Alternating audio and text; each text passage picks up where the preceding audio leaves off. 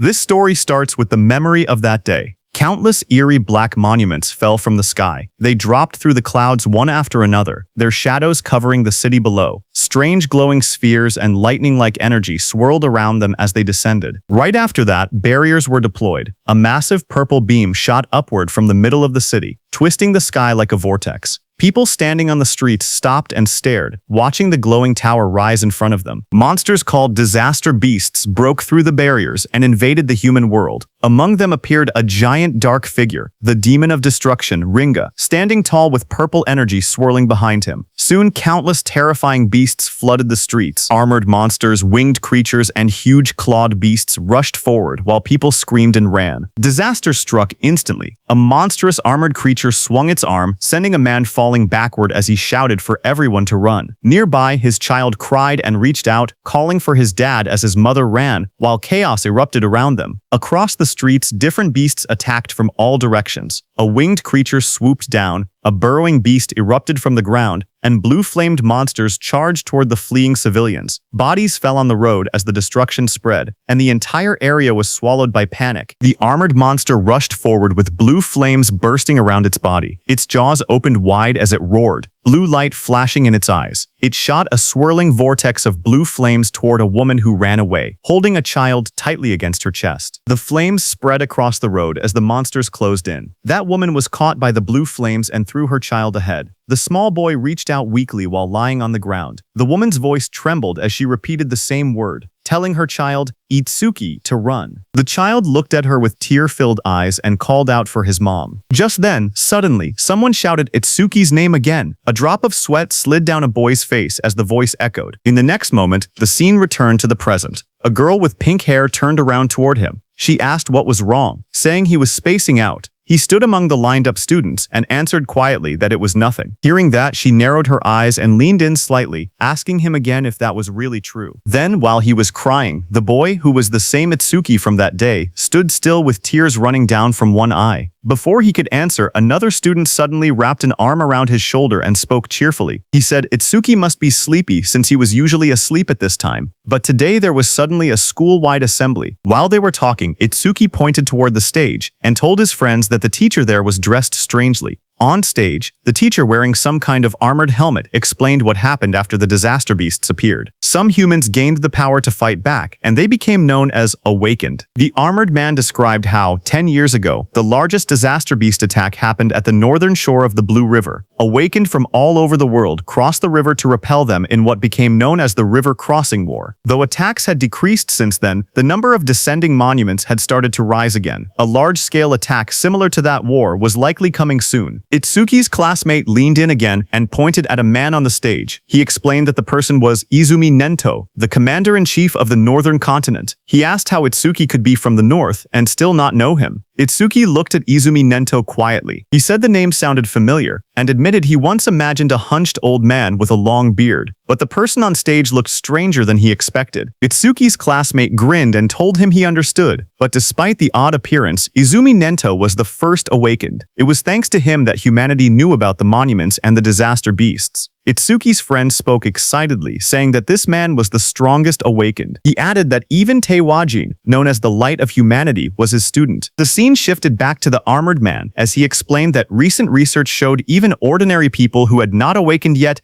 had a chance of gaining power by touching a monument. Izumi Nento stood on the stage, his long cloak spreading like black flames. He told the students he had come to let them try to awaken. He urged them to devote themselves to the fight against the disaster beasts. Just as he said that, a glowing blue blade slashed across the stage as the monument burst open. Light shot outward, scattering fragments, while a guard in sunglasses stood nearby watching. Seeing this, the students reacted with loud excitement. One of them shouted in shock as a monument rose from the ground, wondering if it was magic. Another yelled that this was not the time to be surprised. They clenched their fists, saying it felt like a dream, praying to become awakened. In the crowd, Itsuki's friend grabbed his arm in excitement. He told Itsuki that they finally had a chance to become awakened. His eyes shined as he said the word finally. Saying that, he started walking toward the stage. Seeing this, Itsuki's friend grabbed his shoulder, shouting that he shouldn't be left behind. The pink-haired girl called out to them, telling Itsuki to get back in line properly. But Itsuki walked past her, and a red glow flashed across his eyes. The girl looked at him in shock as the light streaked through the air. A close-up showed Itsuki's expression changing. His eyes shined red with excitement as he said that the day had finally come. On stage, a student touched the large black monument, but nothing happened. A guard immediately called out that it was no good and told the next person to step forward. The students watching reacted nervously. One boy pointed out that the previous student had broken the school's athletic record in his first year. He said that if even someone like that couldn't awaken, then there was no way he could. The girl beside him replied that athletic ability probably wasn't related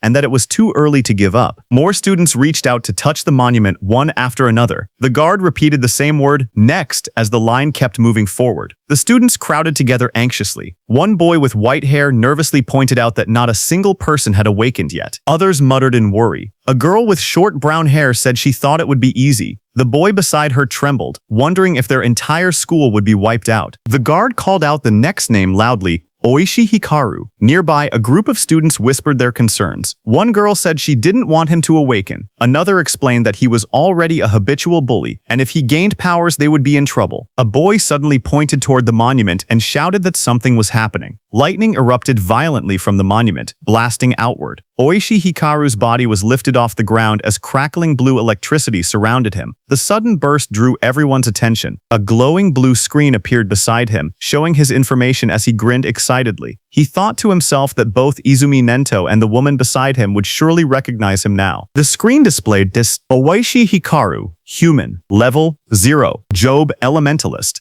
lightning gift, grade 2, undisclosed status, attack 3, agility 4, defense 2, magic 3, total 12 stat points. Watching from beside the monument, the blue-haired woman spoke softly. She told her father that they finally had one. She explained that level 0 stats usually totaled only 5, but this boy had reached 12. Her father, Izumi Nento, remained calm. The girl said it was still better than nothing. The school courtyard grew silent as Oishi Hikaru raised both arms triumphantly. Confetti sparkled around him while he grinned proudly. He muttered to himself, wondering if the old man Nento had anything to say to the first awakened student. But before he could boast further, someone grabbed his shoulder from behind. He turned sharply, surprised to see Itsuki stepping past him. Oishi spun toward Itsuki angrily, shouting at him. He demanded to know why Itsuki was touching him with dirty hands, yelling if he had a death wish. The watching students whispered among themselves. One girl asked who the boy was, noticing that he had cut the line. Another replied that it was Tenma Itsuki from class 5. Someone else muttered that he was finished. Once Oishi targeted someone, it was over. From above, the blue-haired woman and Commander Nento observed quietly. The woman narrowed her eyes and said she sensed incredibly intense emotions coming from that student. Itsuki stood before the towering monument, placing his hand on the stone. His eyes glowed red as dark memories flashed through him. He muttered that he refused to forget his hatred for the disaster beasts. He had burned the events of that day deep into his mind. Commander Nento stared forward as if sensing something unbelievable. Out on the awakening platform, a massive blue apparition rose behind Itsuki. The glowing figure towered over him, holding a sword and radiating overwhelming power. Itsuki stood calmly beneath it as blue light filled the air. The monument erupted with energy. A sharp, glowing structure formed above Itsuki, surrounded by swirling streams of light. The light expanded outward, wrapping around the entire area like a giant lotus blooming in the sky. The crowd below watched as the school grounds were covered in a glowing dome. Students stared upward, speechless. One boy pointed out that the pillar of light reached hundreds of meters into the sky. Another said it looked far more spectacular than Oishi's awakening. Two of Itsuki's classmates watched with excitement. Both of them smiled and cheered proudly, shouting that this was exactly what they expected from Itsuki. The blue-haired officer stared at the sky in shock. She said that this phenomenon only appeared when the rarest job, Order Breaker, was born. She placed a hand near her mouth, unable to hide her surprise. Even Commander Nento said he looked forward to seeing how capable the student would be. Seeing that, Oishi's expression twisted with frustration as he glared at the overwhelming light. Itsuki opened his eyes in confusion. Surrounded by shimmering blue energy, he wondered where he was and asked himself if he had awakened. Looking around, he found himself sitting cross-legged in the center of a massive glowing lotus made of light. Countless petals surrounded him, floating in a calm, otherworldly space. Suddenly, a blue system screen appeared before him. Itsuki stared at it in shock as it displayed Tenma Itsuki's stats. He was a human at level 0, which was fixed. His job was Order Breaker, Nirvana. His gift was Nirvana, a special grade. His level was fixed. His stats increased when acquiring skills. It removed all debuffs and fully healed injuries. Just then, another blue window appeared, showing his skill, Over Mimesis, which was Z rank. It analyzed enemy attacks and allowed the acquisition of counter skills. Then another screen showed Itsuki's stats. His were Attack 0, Agility 0, Defense 0, Magic 0, Total 0. Itsuki's face went pale as he stared at the results. His jaw dropped and he exclaimed silently that everything was at 0. But then 2 blue system windows appeared in front of Itsuki. The first announced that the Z rank skill Over Mimesis had been acquired. The second stated that the special grade gift Nirvana had activated, increasing all of his stats by 200. Another screen displayed the changes. Attack went from 0 to 200. Agility went from 0 to 200. Defense went from 0 to 200. Magic went from 0 to 200. Total went from 0 to 800 stat points. Seeing this, Itsuki's expression brightened. He looked at the glowing screen with excitement and said he understood. He realized that whenever he gained new skills through Over Mimesis, Nirvana would raise his stats. Even if he couldn't level up like others, he could still grow stronger in his own way. He clenched his fist and smiled confidently. He admitted he didn't know what level this power compared to, but he had no doubt he had become an awakened. With determination in his eyes, he declared that he would annihilate the disaster beasts. A massive burst of blue light exploded from the monument. Students around him shielded their faces and shouted that the light was too bright. Some grabbed their eyes in pain.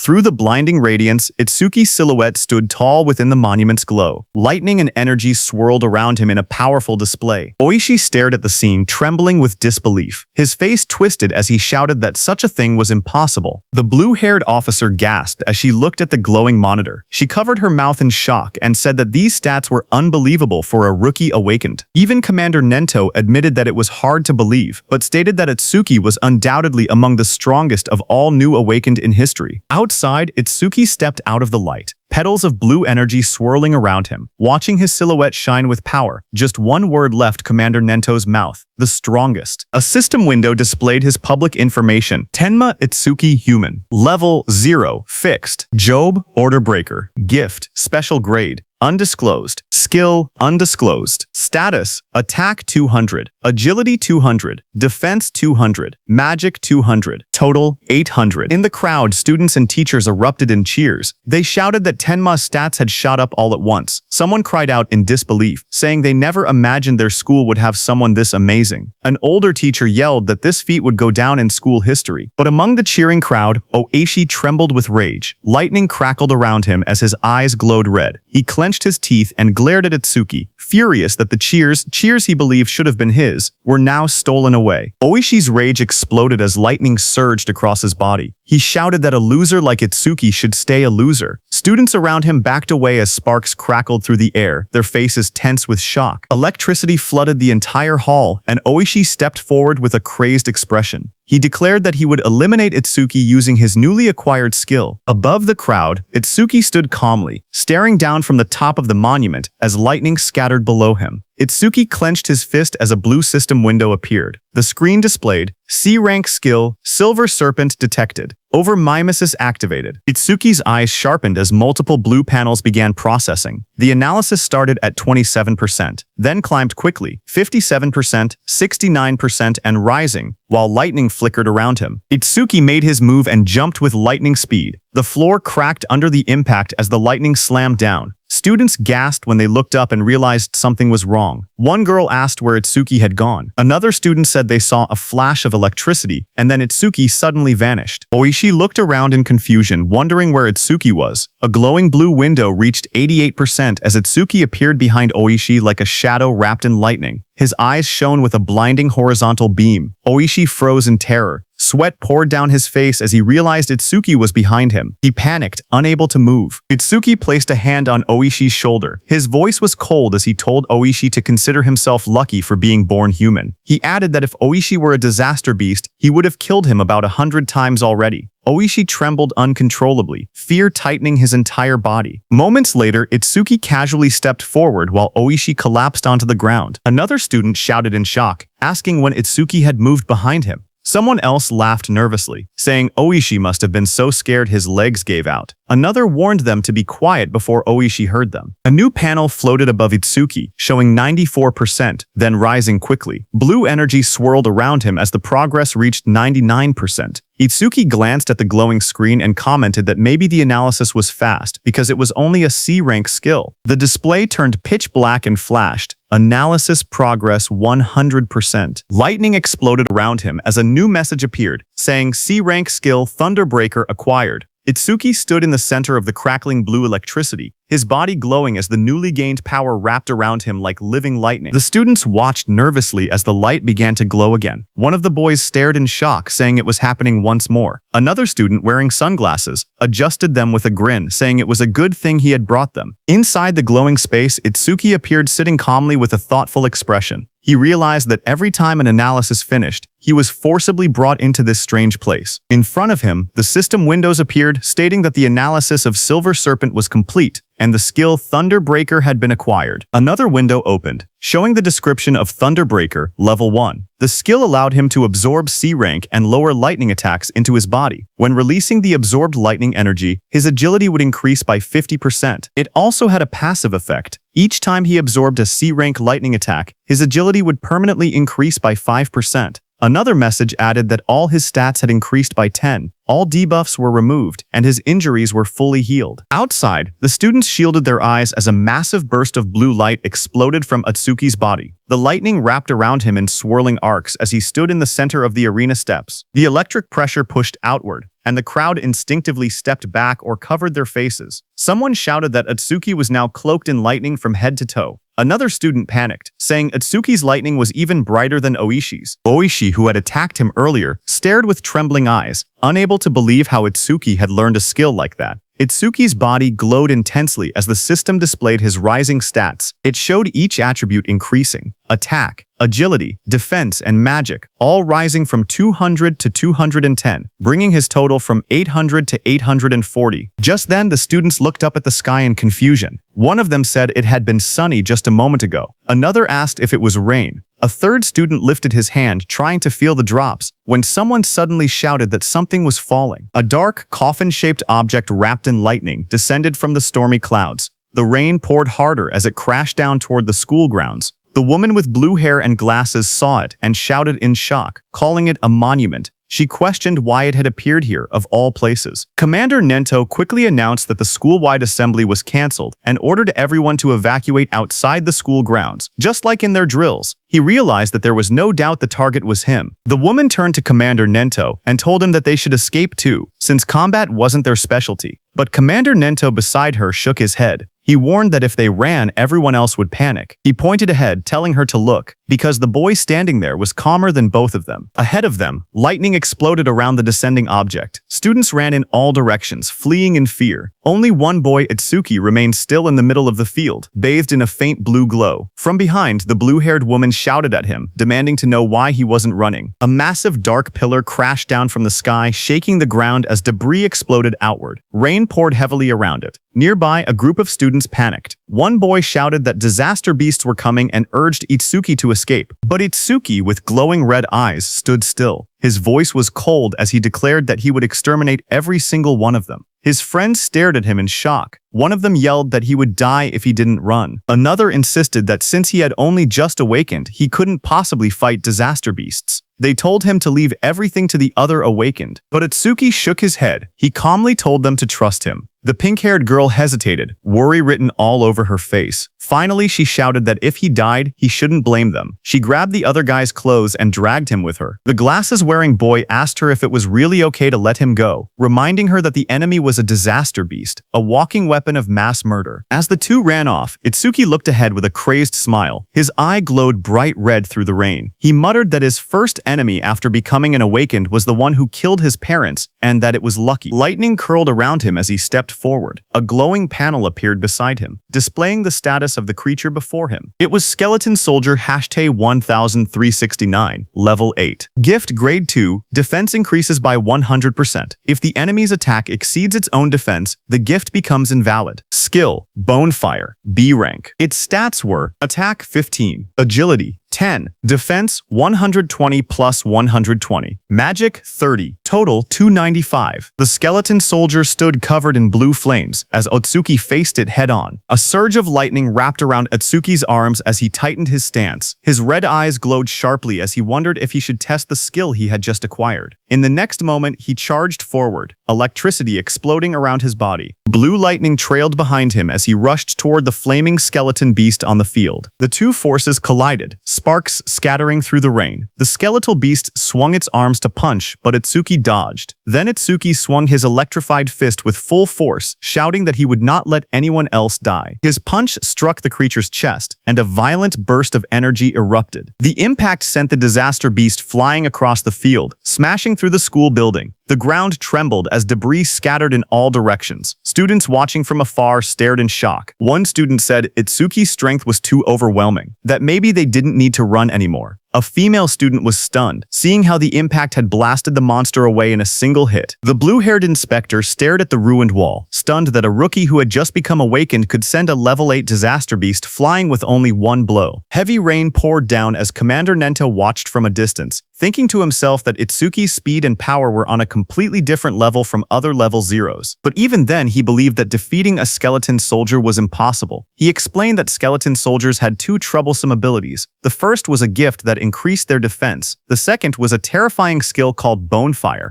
a flame that burned anything it touched into ash. Blue flames erupted violently across the field, spreading like a wave toward Otsuki. The students gasped as the fire surged forward. Otsuki's friends cried out in fear, shouting Otsuki's name. Oishi stepped forward with a crazed smile, yelling that the fool who didn't know his place would just burn to ash. Meanwhile, glowing screens appeared in front of Otsuki. A system message informed him that the enemy was using Bonefire. The analysis began, first at 1%, then rapidly accelerating. As the blue flames engulfed him, more screens appeared, 25%, 39%. 57%. Otsuki stood firmly inside the blazing Bonefire, surrounded by data streams. He calmly observed that the analysis speed increased whenever the enemy's skill struck him. The blue-haired instructor watched with widening eyes. She said that even a level 10 awakened wouldn't stand a chance if they took a direct hit. Blue flames continued to swallow the arena as Otsuki stood in the center, half of his body burned away and glowing like a skeleton. The blue-haired instructor's voice echoed through the flames, saying it would be tragic for a genius who had just appeared to be killed by a disaster beast before he could grow. System windows floated around Otsuki, showing 77% and 81%. Otsuki looked at his burning body and muttered that this was what it felt like when the body burned. He added softly that it must have hurt. A memory flickered through the flames. He saw his mother's face, half burned away. He realized that it hurt so much, but even in her last minutes, she smiled so as not to scare Otsuki. Commander Nento peered out with a sharp gaze, wondering if Otsuki hadn't used his full power yet. The blue fire swirled violently as the progress bar climbed. Otsuki's skeletal hand tightened, and he said that once the analysis was complete, the enemy was finished. The system window flashed. Analysis progress, 100%. Outside the flames, the students whispered nervously. One asked if it had been too soon to hope for a rookie who had just become awakened. Another admitted he had been stupid to expect anything. But suddenly, someone pointed forward in shock. He shouted that the blue lotus flower had appeared again. He said Otsuki might show them another miracle. Blue light swirled around Otsuki as he stood inside the burning aura, wondering what kind of skill he would gain this time. The flames around him continued to fade, revealing his burned and cracked body beneath the blue energy. Then a system window appeared, showing that the analysis of Bonefire was complete. It stated that a new skill, Black Wall, had been acquired. More windows followed, explaining the skill. The active effect would create ice on the body by consuming magic power, and could block B rank or lower fire skills. The passive effect increased defense when blocking those skills. Another notification appeared, saying that Black Wall, LV2, had been acquired and that all of his stats had increased by 20. It stated that all debuffs were removed and his injuries were fully healed. A new window showed his updated status. Attack, agility, defense, and magic had all risen from 210 to 230, bringing his total from 840 to 920. Otsuki looked at the glowing screen calmly. He remembered how even his strongest attack earlier couldn't break the skeleton soldier's defense. Now, with this new increase, he believed he should be able to do it. Suddenly, blue lotus petals unfolded around him, blooming like a massive light flower. Otsuki stood at the center, his body surrounded by shining energy. The students watching gasped in shock. One of them cried out in relief, saying Otsuki was alive. Others cheered loudly, convinced that he would succeed. Someone pointed out that a full recovery like this was practically a miracle. The blue-haired instructor stared in shock as she watched the scene unfold. She wondered aloud if Itsuki had a self-healing skill. She had seen him use a lightning element skill earlier, so she couldn't understand how he was recovering. Commander Nento was also shocked. He remembered that order breakers were considered the most mysterious job, but even among them, Itsuki seemed uniquely strange. Meanwhile, Itsuki stood in the center of the glowing lotus petals. His body had recovered completely, not a single injury left. Blue fragments drifted around him as he looked down at his restored form. Itsuki whispered in disbelief, saying it was a perfect recovery. He wondered whether he would heal even if his limbs were cut off, or if his brain was destroyed. He admitted he was curious about the limits of his self-healing. Suddenly, the skeleton soldier roared, its armor burning with blue-bone fire. The flames surged violently as the monster charged forward. Itsuki turned calmly, raising his arm as black spikes spread across his skin. The blue flames rushed toward him. His entire body became engulfed in the fire, but he stood unmoving within it. Moments later, his silhouette appeared again through the blaze. Thick layers of black spikes covered him completely, and his red eyes glowed coldly behind the cracked ice armor. Itsuki cracked through the air as he shot upward. The explosion of blue flames shook the area when he crashed down. Itsuki's armored body glowed with electricity as he readied another strike. The skeletal beast struck, but Itsuki moved again, instantly appearing behind the beast, faster than anyone could follow. Itsuki then raised his arm, and it turned into a massive black spike sword, lightning running through it. Itsuki moved with lightning speed, and with a single slash cut the skeletal beast in two with that sword. The students watching from afar were stunned. One of them said that Itsuki moved behind the disaster beast in an instant, as if he had teleported. Another said that only awakened people could track movements like that. Oishi was also stunned, saying she couldn't see Itsuki's movements at all. She compared it to what she had seen before. The blue-haired instructor questioned if someone like Itsuki could really be a rookie. On the other hand, as the dust settled, Itsuki stood alone. As the black spikes on his body disappeared, he kicked and destroyed the skeleton beast's head. He was stunned to realize that it not only generated solid armor to protect his body, but could also shape that armor into any kind of weapon he wanted. A divine skill that combined both offense and defense. Suddenly, someone shouted his name. Itsuki turned his head in surprise as his friend rushed toward him and wrapped him tightly in a relieved hug, saying he was glad Itsuki had won because he had been worried the entire time. Itsuki stayed still for a moment before asking about Saya. His friend pulled back and admitted that Saya had been watching earlier with a face that looked like she might cry, but now she was nowhere to be seen. Itsuki looked toward the crowd, wondering why she didn't come. He scanned the students in the distance, confusion growing. He quietly wondered if she might be angry. Not far away, the blue-haired instructor watched the aftermath of the fight. She spoke seriously, noting that for a boy to defeat a skeleton soldier, something even a level 10 awakened would struggle against, was unbelievable. Commander Nento called the blue-haired instructor Choha and told her to stay and assist with the cleanup. He also told her to deliver his message to the principal that he would be taking Itsuki with him. On the other hand, Itsuki's friend patted Itsuki's hand, saying there was no way Saya would be angry after he won. He guessed that Saya was probably scared of falling behind Itsuki, so she might have gone to touch the monument instead. Itsuki lowered his gaze slightly and murmured that he hoped that was the case. Just then, a voice called out to him, asking if he was Tenma Itsuki. Itsuki turned and noticed someone approaching. Commander Nento, wearing a long cape, stood before him. Itsuki looked up at him in silence. People watching from a distance began whispering among themselves. They saw that Izumi Nento, a famous figure, was talking directly to Itsuki.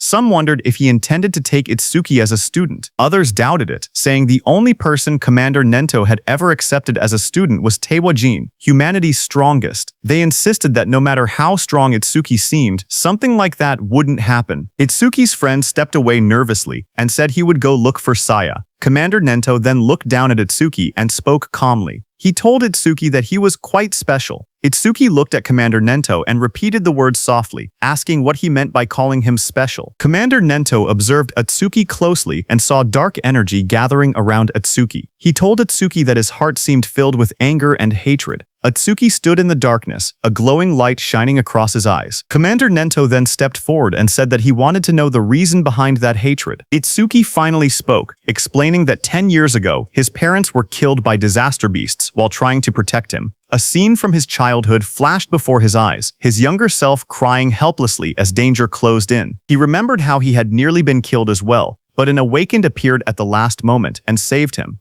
The powerful figure struck the beast right in front of the frightened Itsuki. Itsuki told Commander Nento that, right before his eyes, he had watched his mother die. A glowing blue flame slowly consumed his mother's body. Even as half her face vanished into bone and ash, she smiled gently at Itsuki and told him that he must walk the rest of the path on his own. Young Itsuki stared at her with trembling eyes, unable to understand. His voice cracked as he cried out for his mother. Anger raged inside him as he looked at the beast. Words echoed in his mind, reminding him that both his mother and father had died because of beings like this. Tears streamed down his face as he shouted in denial. Before him, a towering, monstrous figure rose from the darkness, an enormous being surrounded by raging purple flames. Its shadow loomed over Itsuki as he realized the horrifying truth. The creature before him was the root of all evil. Shaking with rage, Itsuki glared upward. His eyes burned red as hatred filled his heart. On that day, he swore a vow. He would kill that demon and every last creature of its kind. In the present, Itsuki clenched his jaw, a tear slipping down his cheek as he shouted that he would kill all of its kind. Commander Nento looked at him and commented that even with a heart consumed by hatred, Itsuki still shed tears. Itsuki raised a hand to his face and explained calmly. Ever since he witnessed the tragedy of his mother's death, his left eye had stopped producing tears, but his right eye had begun crying on its own. Thanks to that, he said, he never forgot his hatred for the disaster beasts. Commander Nento then asked if Itsuki would become his student. He promised to get him into the Salvation League and help him gain the immense power needed to take revenge on the disaster beasts. Itsuki repeated the words quietly, asking what the Salvation League was. Commander Nento then explained. He told Itsuki that to counter disaster beasts more efficiently and scientifically, the governments of the 5 continents had gathered strong awakened from around the world and created an official organization. The members of this organization were called saviors. He continued, saying that saviors were provided with resources such as dedicated training grounds and powerful weapons. They were also guaranteed high compensation. Even trainee saviors received 10,000 gold per month. Itsuki listened in surprise, realizing that 10,000 gold was enough to buy a car. Commander Nento then warned that such generous treatment was not given for free. Saviors were expected to constantly fight disaster beasts on the front lines and protect people's safety. Itsuki stood shirtless, his expression calm as he spoke. He said that he did not care about high pay or special resources. What mattered most to him was something else. Determination filled his eyes. His gaze sharpened as he clenched his fist. He declared that what mattered most was fighting disaster beasts on the front lines. With unwavering resolve, he announced that he wanted to become a savior as well. Commander Nento then explained the process.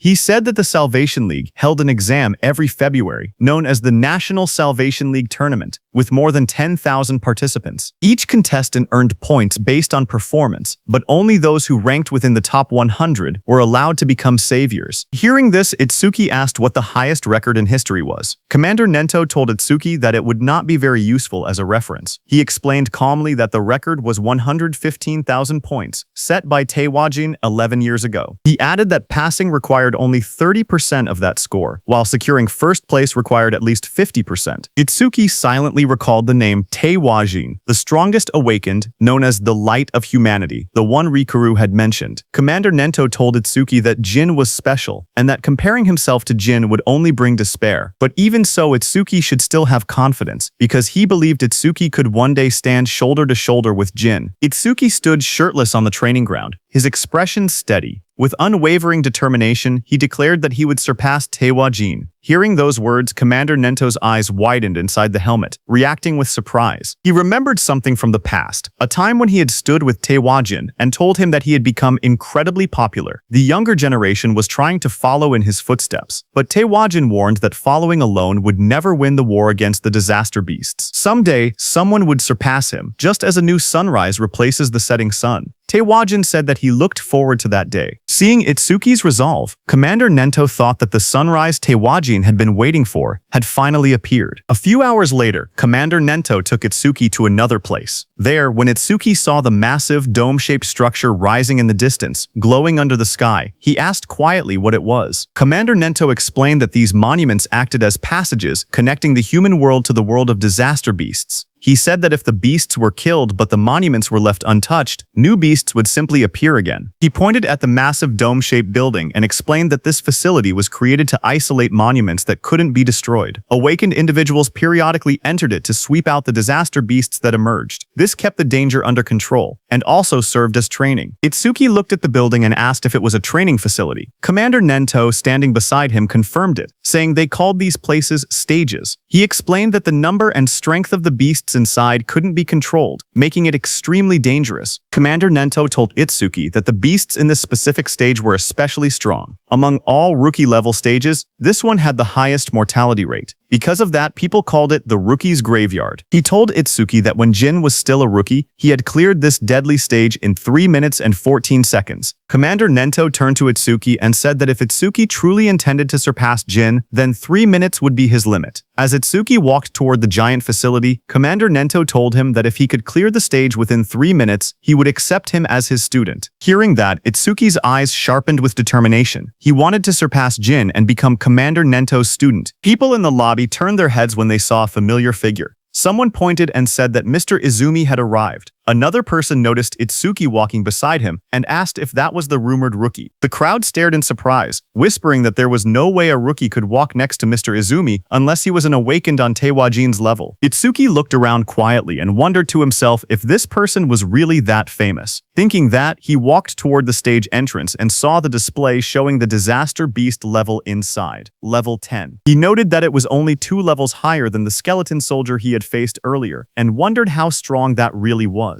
But what surprised him more was that even though several people were gathered nearby, none of them seemed prepared to enter the stage. He wondered why that was. Someone nearby muttered that the rookie looked way too confident and assumed that a high-level awakened must be accompanying him. Another wished they could be taken along too, while someone else joked that the rookie probably came just to flirt with the receptionist, saying that with a decent face he was getting cocky. At the counter, the receptionist approached him with a polite smile. She asked if he wanted to enter the stage and how many challengers there would be. He calmly replied that it would be just him. Hearing that, the area fell silent as the receptionist stared at him across the counter. Suddenly, she leaned forward and yelled angrily. She told him not to make unfunny jokes and asked if he was messing around. She warned him that if he was just there to hit on her, it was pointless. She explained that even if the place was an artificial stage, it was still dangerous. People could get hurt or even die. Itsuki stared at her in confusion, wondering what she was even talking about. Behind them, several people watching from afar started laughing. They joked that he really was there to hit on her. Some said that there were always people who treated the stages like dating spots, and those people usually got scolded and went home. Itsuki looked at the receptionist calmly and explained the misunderstanding. He told her he had absolutely no interest in her. He said he only came to challenge the stage, nothing more. But the receptionist sighed and rubbed her forehead. She told him he didn't have to act tough just because he was embarrassed. She even said she would give him her contact information, so he should just go home. But Itsuki's expression darkened.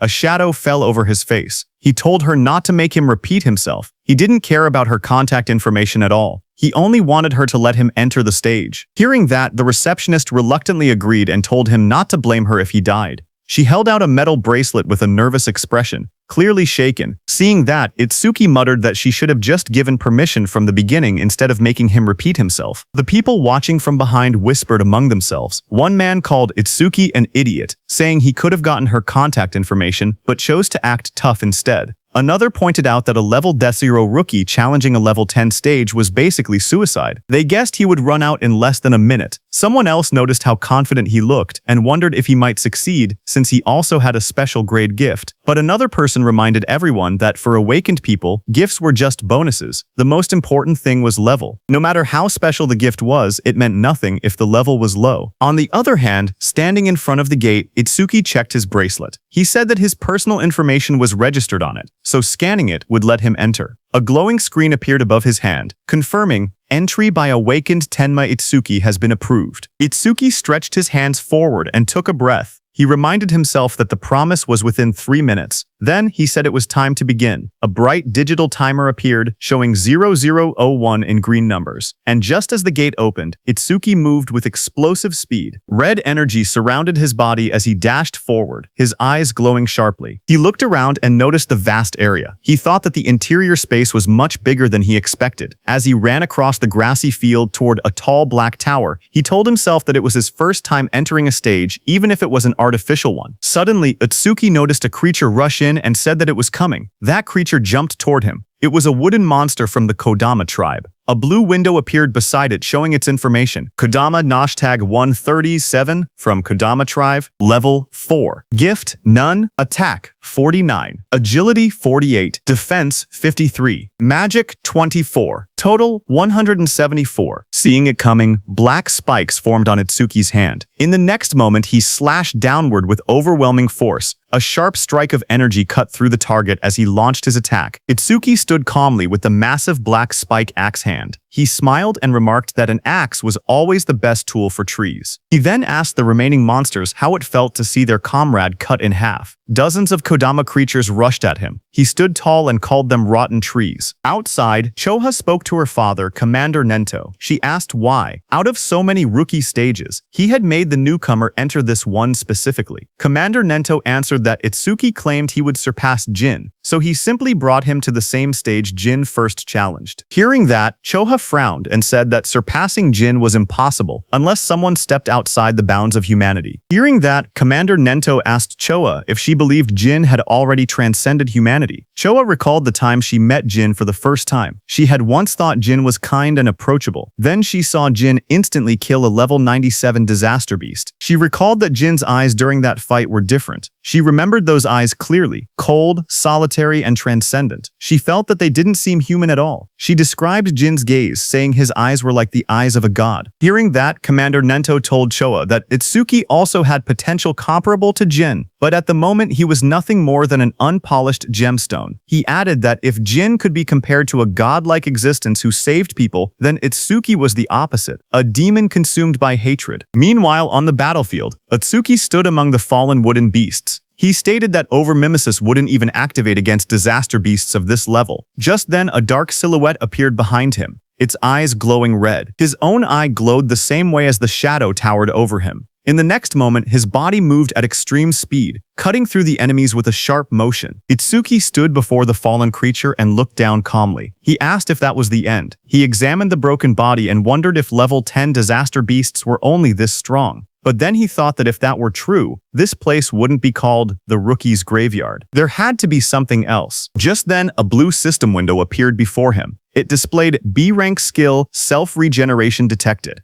Overmimesis activated. Another window followed. Analysis started. Then a second one. Analysis progress 5%. Itsuki turned as a sudden sound caught his attention. His expression shifted slightly. That level 10 disaster beast rose again behind him, its entire form twisting upward with glowing green eyes. Its long vine-like limbs burst outward and lunged at him. Itsuki braced himself, thinking in surprise that he had cut off half its head, yet it had regenerated. The moment the towering monster regenerated, Itsuki narrowed his eyes and muttered that he knew things wouldn't be straightforward. A glowing blue system window appeared in front of him, revealing the creature's details. It identified the monster as regenerated Kodama #520 of the Kodama tribe, a level 10 beast with a grade 2 gift. Its defense had dropped by 50%, but its self-healing ability had greatly increased. Another blue window listed its stats clearly. Attack a 110, Agility 100, Defense 60, Magic 180, total 450. As the creature's roots and branches whipped wildly, Itsuki tightened his fist. A system alert flashed. Black wall activated. The next second, his hand was covered by black spikes cutting through the roots. Itsuki jumped at the monster. While dodging the monster's attacks, he quickly analyzed the situation. He realized the beast couldn't regenerate if he damaged it fast enough. He told himself that he had to deal massive damage in a short amount of time. The analysis window appeared beside him. 17%, then 19%, rising slowly. Itsuki smashed forward with his armored arm, splitting through the Kodama's defenses as sparks and debris burst around them. His eyes glowed red as he moved like a shadow, slicing through the forest of wooden limbs. Each step sent shockwaves across the ground, and each strike pushed the progress window higher. Itsuki surged forward again, his blade-like arm shining with a cold blue light. 21%. Then he shot upward before crashing down like a falling spear, splitting the monster's giant body in half. Light from his attack cut straight through the Kodama, illuminating the entire battlefield. The towering creature's body split down the middle, a glowing crack running from its head to torso. Its golden eyes shone through the gaps as its massive frame began to fracture. Itsuki watched with sharp red eyes, a grin forming on his face. He said he wasn't done yet. He said he would mince the creature completely, so it wouldn't regenerate. In the next moment, he raised both arms. A blinding vertical slash of light tore downward, cutting the giant monster clean in half. Cuts spread across the creature's body, and the wooden shell shattered into countless pieces. The fragments scattered through the air, glowing faintly before breaking apart completely. As the dust settled, Itsuki lowered his arm and exhaled. He said this should be enough. He added that using Black Wall for so long was draining his magic. But before he could rest, vines and roots twisted together again in front of him. That wooden creature's form surged upward with glowing yellow eyes, rising from the remains and preparing to attack. The glowing display in front of Itsuki showed 60%, but the fight still raged on. Wooden tendrils whipped toward Itsuki as he moved between them with sharp, fluid steps. He glanced back with an annoyed expression, thinking that even after all of this, the monster still refused to die. He quietly muttered that it was becoming a real pain. The attacks continued to strike from every angle. As he dodged, he noticed something important. Every time the monster regenerated, Overmimesis's analysis speed increased. His eyes narrowed. That meant the longer this continued, the faster the analysis would complete. He realized he needed a new approach. He decided to cancel Black Wall to conserve his remaining magic and instead rely on Thunderbreaker to avoid the attacks while keeping his distance. Continuing this pattern until the analysis finished would be the winning strategy, but there was a problem. He didn't have much time left before the 3-minute limit ran out. Lightning crackled across his arm as the display climbed to 75%. Determination hardened his expression. He activated Thunderbreaker and Black Wall at the same time, pushing his offense to the extreme, while forcing the monster to repeatedly regenerate. Doing so, he thought, would increase the analysis speed even further. Power surged around him, arcs of lightning dancing across his arm as he charged forward with a cold, focused expression. The creature's wooden body split down the middle, its golden eyes glowing through the cracks. Electric sparks flashed violently as he fought. If Overmimesis failed when his magic hit 0, he knew he would die right there. The percentage rose to 80%, then 85%, as he forced his body forward through the storm of wooden strikes. He told himself that if he died now, then everything he'd done would amount to nothing. Lightning gathered in his arm as he unleashed another powerful strike. But right before hitting the monster's head, his magic power hit 0. Finally, his body staggered. Blood dripped from his mouth. He lowered his head and quietly muttered, "Damn it."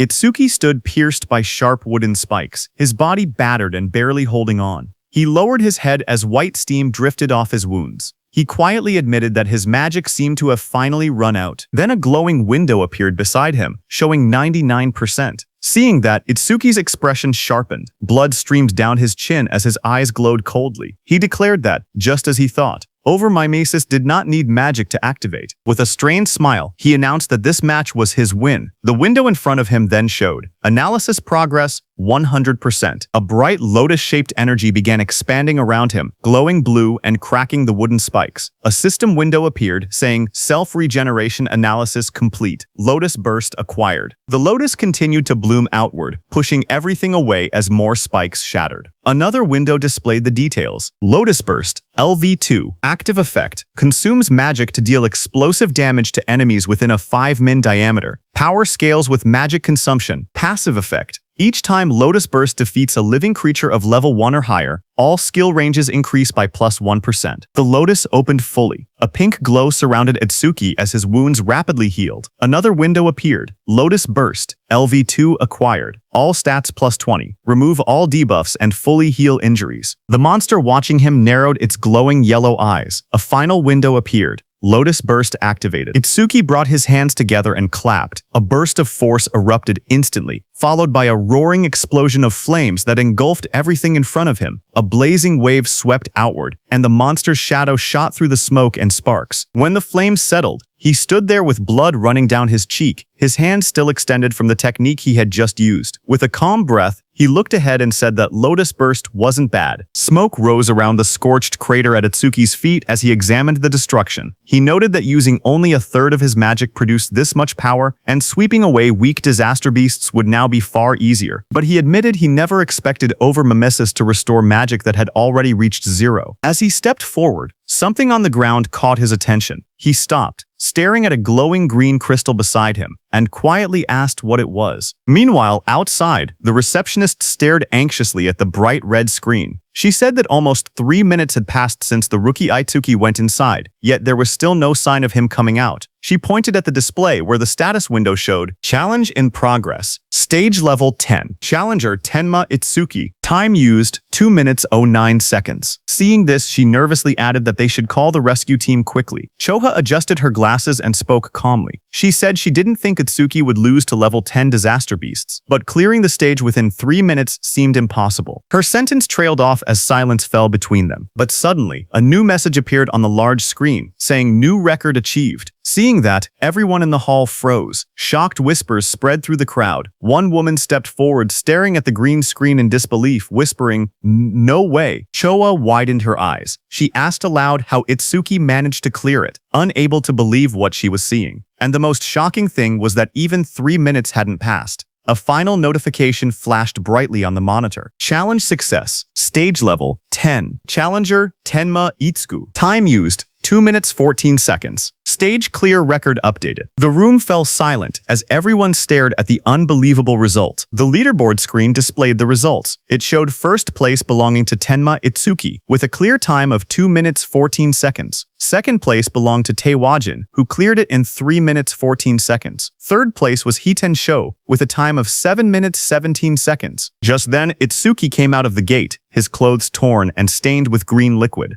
Around him, people reacted in shock. One person exclaimed that Itsuki had really survived, asking whether the green liquid on him was disaster beast blood. Another shouted that Itsuki was a full minute faster than Taewajin. Someone else pointed out that the beasts inside were level 10 disaster beasts and couldn't understand how a level 0 rookie managed it. Another voice added that there was no way a level 0 rookie should have survived. As Itsuki stepped forward, someone began to speak, saying Mr. Izumi was coming. Izumi Nento turned toward Itsuki, who asked him if he could now officially receive Commander Nento's guidance. Itsuki looked at him with a faint smile and addressed him as teacher. Commander Nento responded with pride, saying that Itsuki had done well, just as he expected from his student. Standing nearby, Choha watched quietly. She wondered if her father was happy, saying she hadn't seen this expression from him in a long time. In the crowd, people continued whispering. One person shouted in disbelief that Itsuki was actually Izumi Nento's student. Another said it was no wonder he could break Taewajin's record. But someone else added that even if he truly was Izumi's student, as long as his level didn't increase, there would be no room for growth. Just then, the receptionist came forward nervously with a decorated box in her hands. She explained that it was a gift for breaking the record and asked Itsuki to accept it. Her expression softened as she apologized for the rude things she had said earlier. Itsuki looked surprised as he received the box, asking if he truly got something for his achievement. He said that it was fine, because a level 0 rookie challenging a stage like that really did seem reckless. He added that he was a complete stranger to them, and it wouldn't have mattered to anyone if he had died. But since she tried to stop him, it proved she was worried. Hearing that, the receptionist blushed deeply. She stuttered as she insisted it wasn't like that. Itsuki simply thanked her, which only made her blush even harder. Not far away, Choha called out, telling Itsuki that she was leaving and not to lag behind. She tightened her glasses, annoyed, and warned him not to get cocky just because he had become her father's student.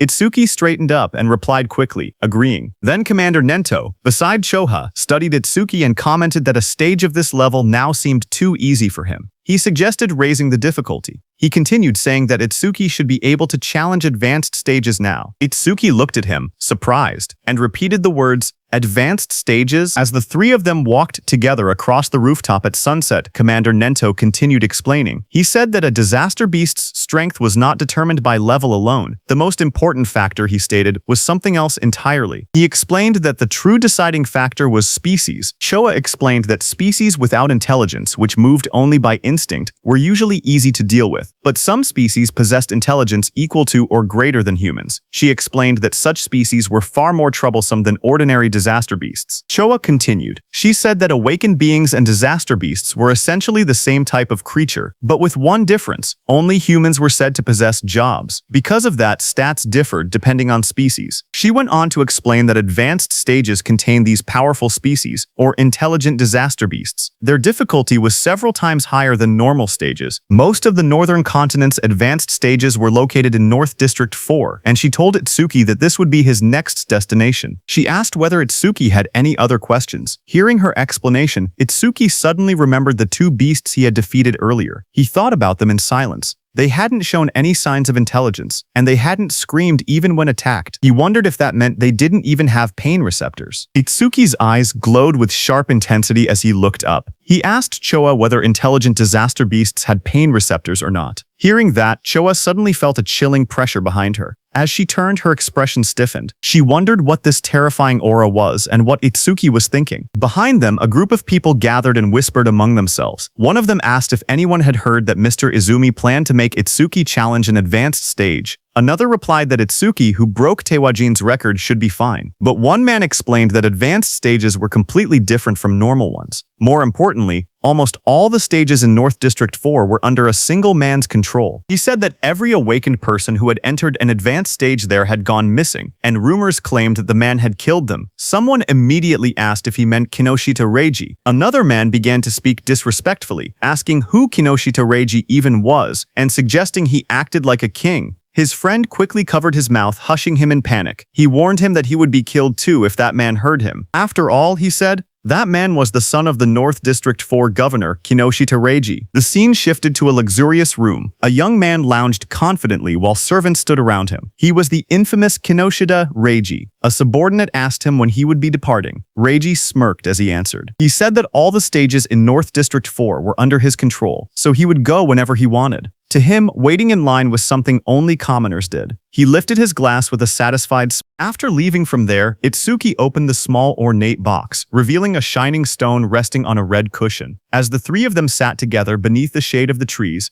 Itsuki looked at the stone and muttered that it was from that time. Hearing that, Commander Nento beside him asked if he had seen a karma stone before. Itsuki nodded and explained calmly. After defeating the disaster beasts inside the stage, something identical to this had dropped, but then he paused and added that there was a slight difference. He took out a green crystal. He stared at the one in his hand and said the color was green, but something about it wasn't the same. Hearing that, Choha's eyes widened in shock. She exclaimed that it was an intermediate karma stone appearing inside a beginner stage. She stepped closer, adjusting her glasses to take a look. Itsuki asked what exactly a karma stone was. Choha turned to him and began explaining. She reminded him that he had been a rookie. She said karma stones were also called experience stones. She explained that when a disaster beast or an awakened being died, karma, or an invisible energy similar to experience points, came from their corpse. Absorbing this energy increased a person's level. In other words, a karma stone was an object that contained karma. A figure glowing with energy appeared in her explanation, demonstrating how someone could use a karma stone to absorb the karma inside. She continued, saying that karma stones didn't occur naturally, which made the situation strange. Choha wondered aloud why such a stone had appeared in that stage. Beside her, Commander Nento quietly said it was probably because of Itsuki's gift. Hearing this, both Itsuki and Choa looked confused and asked again about the so-called gift. Commander Nento explained that normally, the karma of a defeated enemy would be absorbed by the one who killed them. Yet even though Tenma had defeated 2 disaster beasts, he never leveled up. That meant the karma had not been absorbed. He added that manifested karma never disappeared without a reason. He continued, saying that if his speculation was correct, the karma of the disaster beast that attacked the school had been absorbed by the awakened individuals present, meaning the people standing there. He explained further that a stage was an enclosed space. Because Tenma was unable to absorb the generated karma and there was no other recipient inside, the leftover karma clumped together and formed a karma stone. Hearing this, Choha looked startled. She asked how Itsuki's stats increased if he truly could not level up. Hearing that, Commander Nento suddenly stood up and reminded Choha that an awakened person's gift was top secret and could not be disclosed. Startled, she apologized immediately. Commander Nento then turned back to Itsuki. He told him that he could choose whether to keep the Karma Stone or sell it. He added that he would be leaving soon for a Commander-in-Chief meeting of the 5 continents, and that during his absence, Choha would look after him. Before departing, he said there were several things he wanted him to remember. Commander Nento spoke calmly as he listed out the rules. He told Itsuki to keep their relationship confidential, then added the second rule, never disclose his gift to others. The third rule followed. Itsuki had to clear at least 6 advanced stages before the teacher returned. A fourth instruction echoed after that. He told Itsuki to do what he believed was right without hesitation, promising that no matter what happened, he would be behind him. Hearing this, Itsuki smiled with determination and answered, "Yes, teacher." At the same time, at North District 4, Flaming Rock Execution Ground, groups of students argued with suited guards blocking an entrance. One of them shouted that they had arrived first and demanded to be let in. The guards refused. They said the stage had been reserved by the Kinoshita family's son, telling everyone to go home. The students grew angry. One yelled that having money didn't give someone the right to do whatever he wanted. Another pointed out that the privileged boy wasn't even there yet and insisted they should be allowed in first. Their frustration rose. One threatened to report the situation to the Awakened Guild, saying he didn't care who the rich kid was. But before he could finish, a dark figure with glowing red eyes appeared behind them, cutting off their complaints. In the next moment, a powerful attack blasted forward. The students were thrown aside as a muscular fighter struck with overwhelming force, scattering them in an instant. Another student rushed forward, attacking the muscular man. A sharp white arc cut through the air as it struck with full power, but the attack landed directly on the muscular man's body and bounced back, sending shockwaves bursting outward. The impact echoed loudly across the ground. The blonde student watching from behind stared in horror. He muttered in disbelief that his B-rank skill, Earth Spine, had not worked at all. The muscular man turned, his face shifting into a terrifying form with glowing red eyes and metallic markings. He shouted that the attack didn't hurt or even itch. The blonde student trembled. He thought to himself that Earth Spine was a technique meant to pierce anything. He wondered if the man in front of him was actually a monster. Before the student could react, the monstrous man lunged forward and grabbed him, his red aura flaring violently as he towered over the frightened student. The muscular man smacked the blonde student's head. The blonde student slammed down violently. Blood burst from his mouth as his eyes rolled back, his body twisting from the impact. Around him, the spectators reacted in shock. They whispered that a level 7 and a level 8 student had been killed instantly without being able to defend themselves. They said the big guy was far too strong. Someone identified him as Oga Takaru, one of Kinoshita Reiji's 4 pillars and a level 12 gold elementalist. Hearing that, the crowd understood why things had turned out this way. Oga held one of the defeated students by the neck and warned everyone. He said he would not forgive anyone who tried to enter the stage without Reiji's permission. If anyone resisted, he would treat them the same way he treated the 2 lying on the ground. The other students watched nervously as Takeru lifted the struggling blonde student off the floor. The blue-haired student remained unconscious beside him. Oga shouted that nobody should think about helping them. The group of bodyguards in suits stood nearby laughing. One of them told Oga not to go too far because the trash was watching. Another warned that if he kept beating weak students, the teacher would hear about it.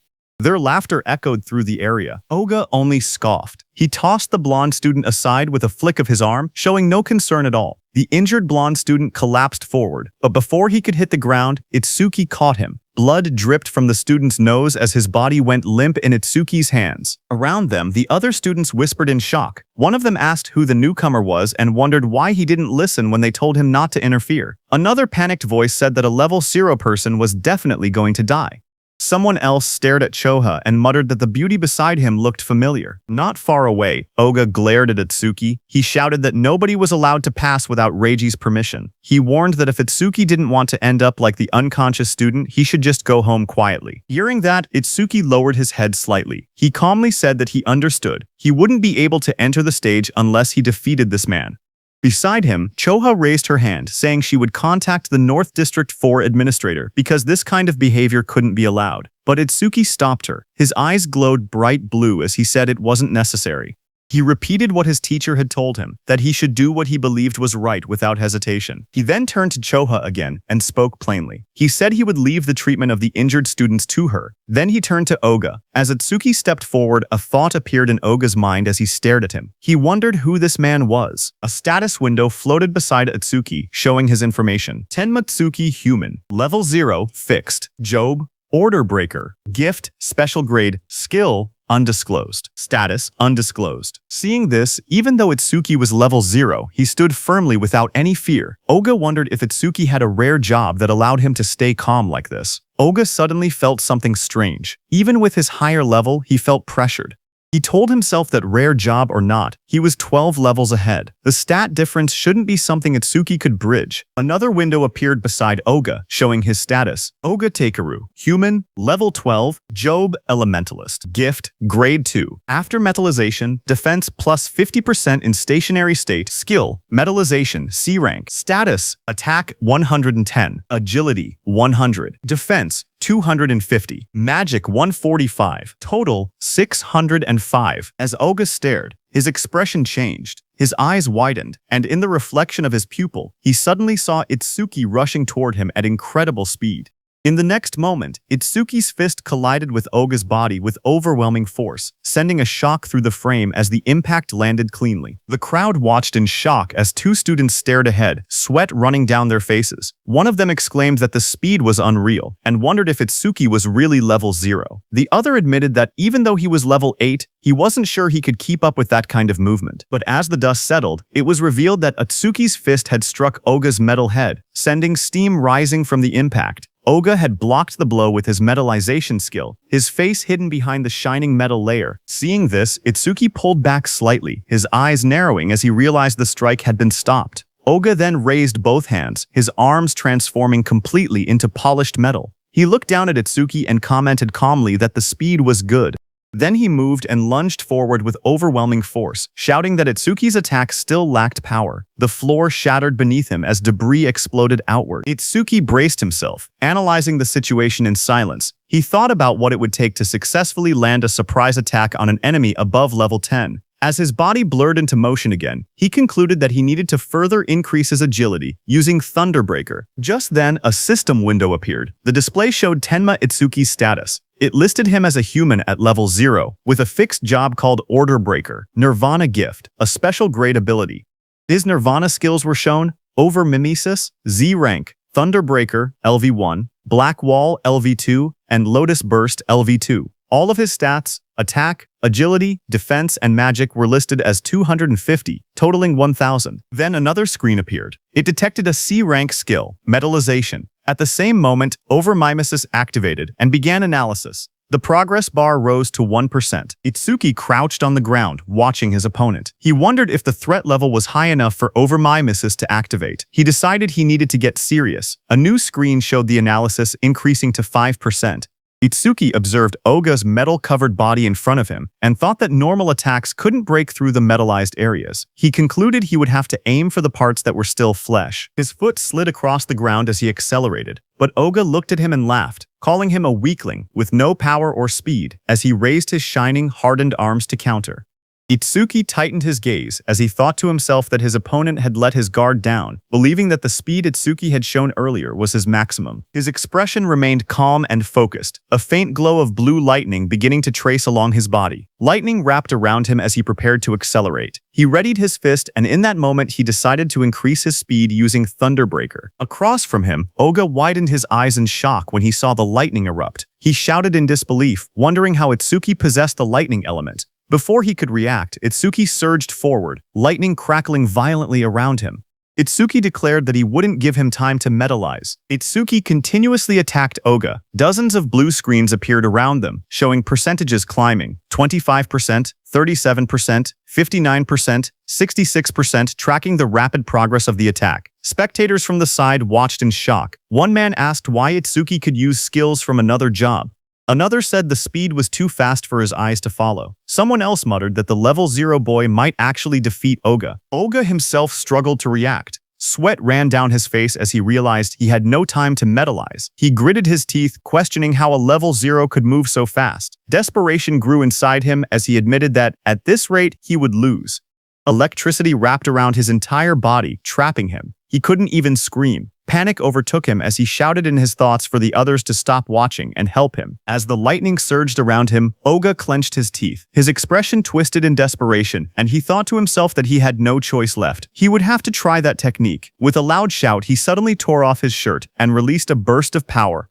Waves of force exploded from his body as he activated his ultimate skill. Before Itsuki, Oga's entire body turned metallic from head to toe. Itsuki stared in shock, realizing that his opponent had managed to metalize his entire body at once. A system window flickered beside him showing C-rank skill, metalization, analysis progress 88%. Oga glared down at Itsuki with glowing eyes. He said he was grateful. He had never managed to metalize his entire body before, but Itsuki had pushed him enough to finally achieve it.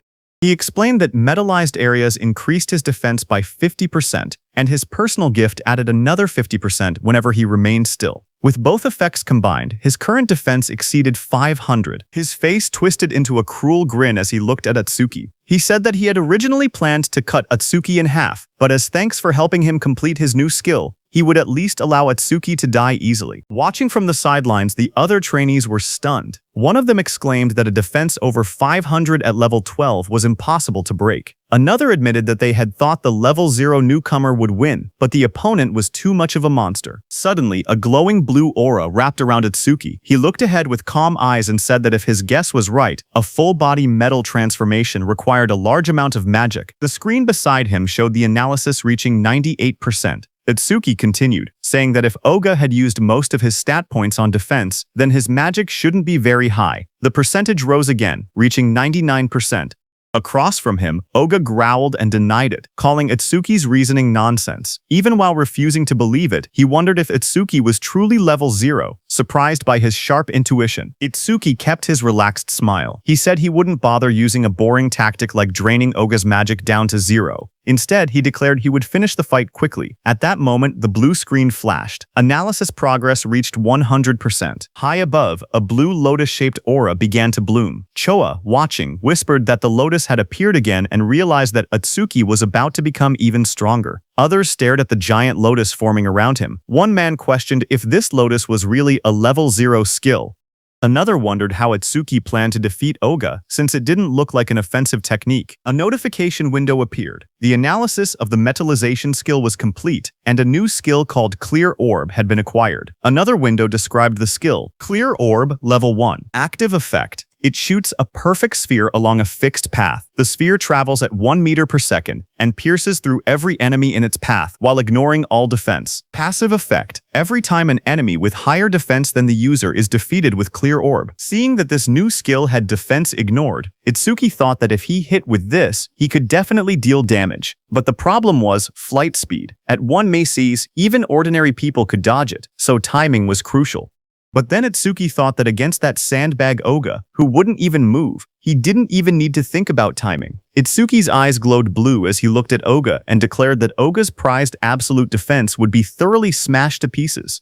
Just then, a system window appeared, saying, Clear Orb LV1 acquired. All stats plus 10. Remove all debuffs and fully heal injuries. Status. Attack went from 250 to 260. Agility from 250 to 260. Defense from 250 to 260. Magic from 250 to 260. Total from 1000 to 1040. The blue lotus petals opened as Itsuki stood in the middle, pointing his finger at Oga. Right above his finger, a small lotus flower appeared. As the lotus spun and bloomed, Itsuki told Oga to now try to dodge this. A system window displayed that Clear Orb has been activated. The students stared at the glowing sphere and whispered among themselves. One of them said he had never seen that skill before. Another explained that this must be the Order Breaker, the job known as the most mysterious among the four.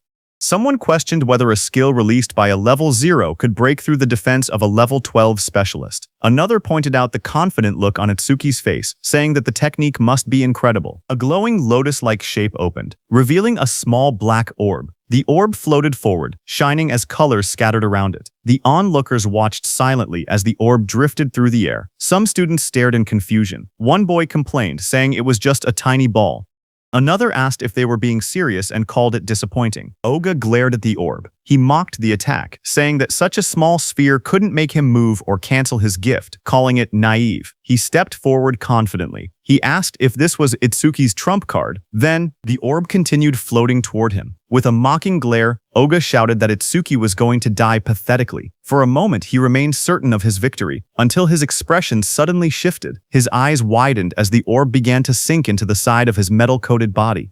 A faint crack appeared where it touched him. A heartbeat later, a violent burst of blood exploded from the wound. Oga screamed in agony as the clear orb tore through his arm, ripping it apart in a single clean line. He collapsed to the ground, clutching the bleeding stump, shouting desperately about his arm. Itsuki walked toward him calmly. He told Oga that he had warned him to dodge. Itsuki said that because Oga was human, he had only aimed for the arm. If he had been a disaster beast, the attack would have been aimed at the neck. Itsuki then looked at Oga's men standing frozen nearby. He ordered them to stop staring and take Oga to a hospital, asking if they couldn't hear him. When no one moved, he turned back with cold eyes and repeated sharply that he was telling them to get lost. Immediately, Oga was carried away by the guards, blood covering his back and dripping onto their suits. One guard looked shaken while another wiped sweat from his face. In the distance, the crowd began cheering. Showa smiled proudly as the students around her celebrated. Someone shouted that Itsuki won. Another yelled, "Well done," and others said it served Oga right. Immediately, two students rushed up to Itsuki. One asked if he wanted to team up with them, saying 3 people could clear the mission quickly. The other quickly insisted he should join their team instead, explaining that with only 2 members, he would get more experience points.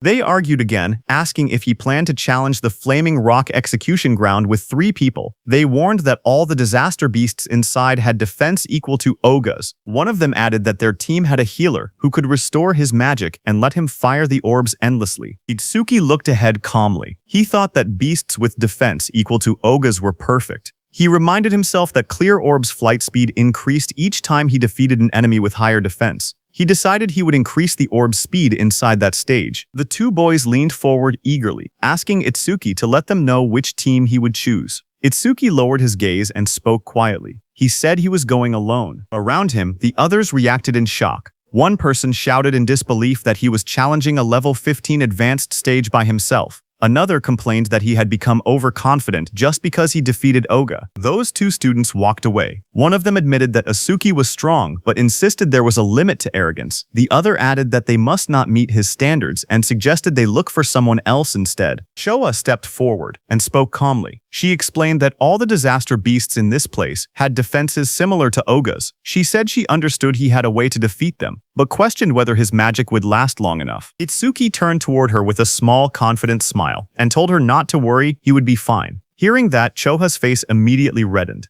She replied sharply that she wasn't worried. She said she only asked because her father would blame her if he died. Then she turned away, saying she would go treat the injured and that he could do as he pleased. Before she left, she adjusted her glasses and added one more warning. She explained that the Stone Tribe had no intelligence, but they moved in groups. She told him to be careful about his magic consumption. Itsuki stepped toward the glowing entrance device and raised his hand. A soft beep echoed through the air as the system confirmed him. A notification projected beside the door, stating that entry for the awakened Tenma Itsuki had been approved. Once inside, Itsuki looked ahead with sharp eyes. He muttered that there were more enemies than he had expected. Right in front of him, countless stone beasts filled the rocky canyon, their bodies made of thick boulders and glowing yellow eyes. The ground cracked under their weight as they charged. Itsuki watched them and noted that the disaster beasts in this advanced stage had levels and stats far higher than before. A blue system window appeared in front of him, showing the information of a stone statue from the Stone Tribe, level 9, with its gift converting all magic power into defense. As one of the stone beasts rushed toward him, Itsuki held out his glowing purple orb. He spoke calmly, saying he would test whether these enemies met the clear orb's passive conditions. The purple aura around the orb burst outward as he activated it. The clear orb shone brightly, its power swirling in layers of violet and blue light. The stone beast charged forward, its massive body bursting through the dust as Itsuki raised his hand. The purple orb floated above his palm, swirling with bright light as he aimed it at the incoming monster. The orb shot out instantly, tearing straight through the beast's rocky body. A large hole opened behind it, and Itsuki stepped through the fading purple glow as the system window appeared. The screen displayed the message, "Stone Statue, Level 9, defeated." Another line followed, "Clear orb, flight speed increased by 100%. Itsuki watched the notification and nodded. He thought to himself that it was exactly as he expected. More stone beasts roared as they appeared in front of him, their yellow eyes shining from within the broken cliffside. Itsuki stood calmly among them, the purple light reflecting across his silhouette. Lightning began crackling around Itsuki's body, and his eyes glowed red. He looked ahead and said that these slow beasts with poor evasion were perfect prey for the clear orb. System windows continued to appear one after another. Stone Statue Level 9 defeated. Clear orb flight speed increased by 100%. Stone Statue Level 8 defeated. Clear orb flight speed increased by 100%. Pieces of broken stone scattered across the ground as the notifications filled the air. The glowing status window floated above Itsuki, showing magic a 110/260 remaining. He stood on top of a mountain of shattered stone beasts. Looking down at the battlefield, he calmly calculated the situation. Using the clear orb once consumed 50 magic points, which meant he only had 2 uses left.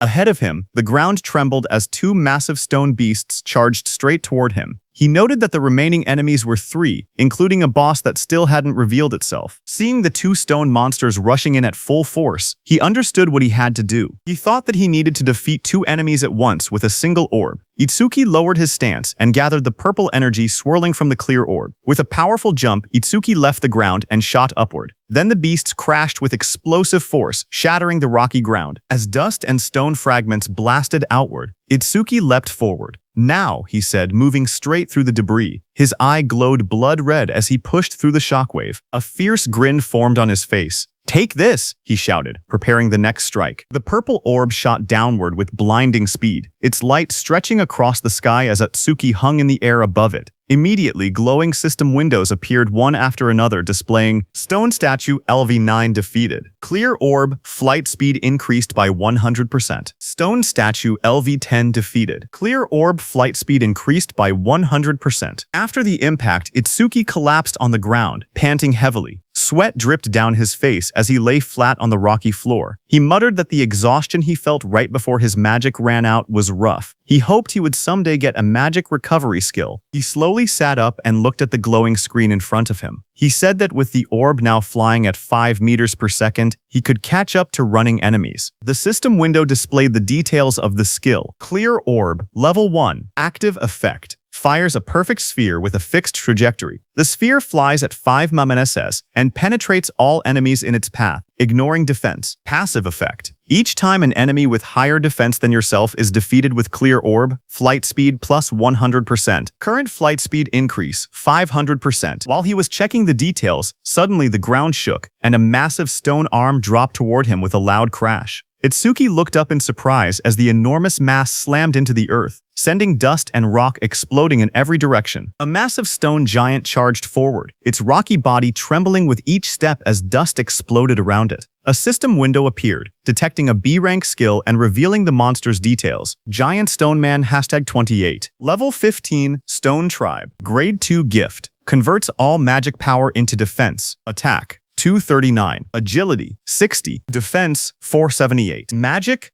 0. Total 777. Itsuki looked up at the towering creature and gasped that it was huge. Lightning wrapped around his body as another window announced, Thunderbreaker activated. Agility plus 50%. Crackling with blue electricity, he sprinted toward the giant. As he dashed below the monster's massive frame, he wondered if he could defeat it with a single clear orb hit.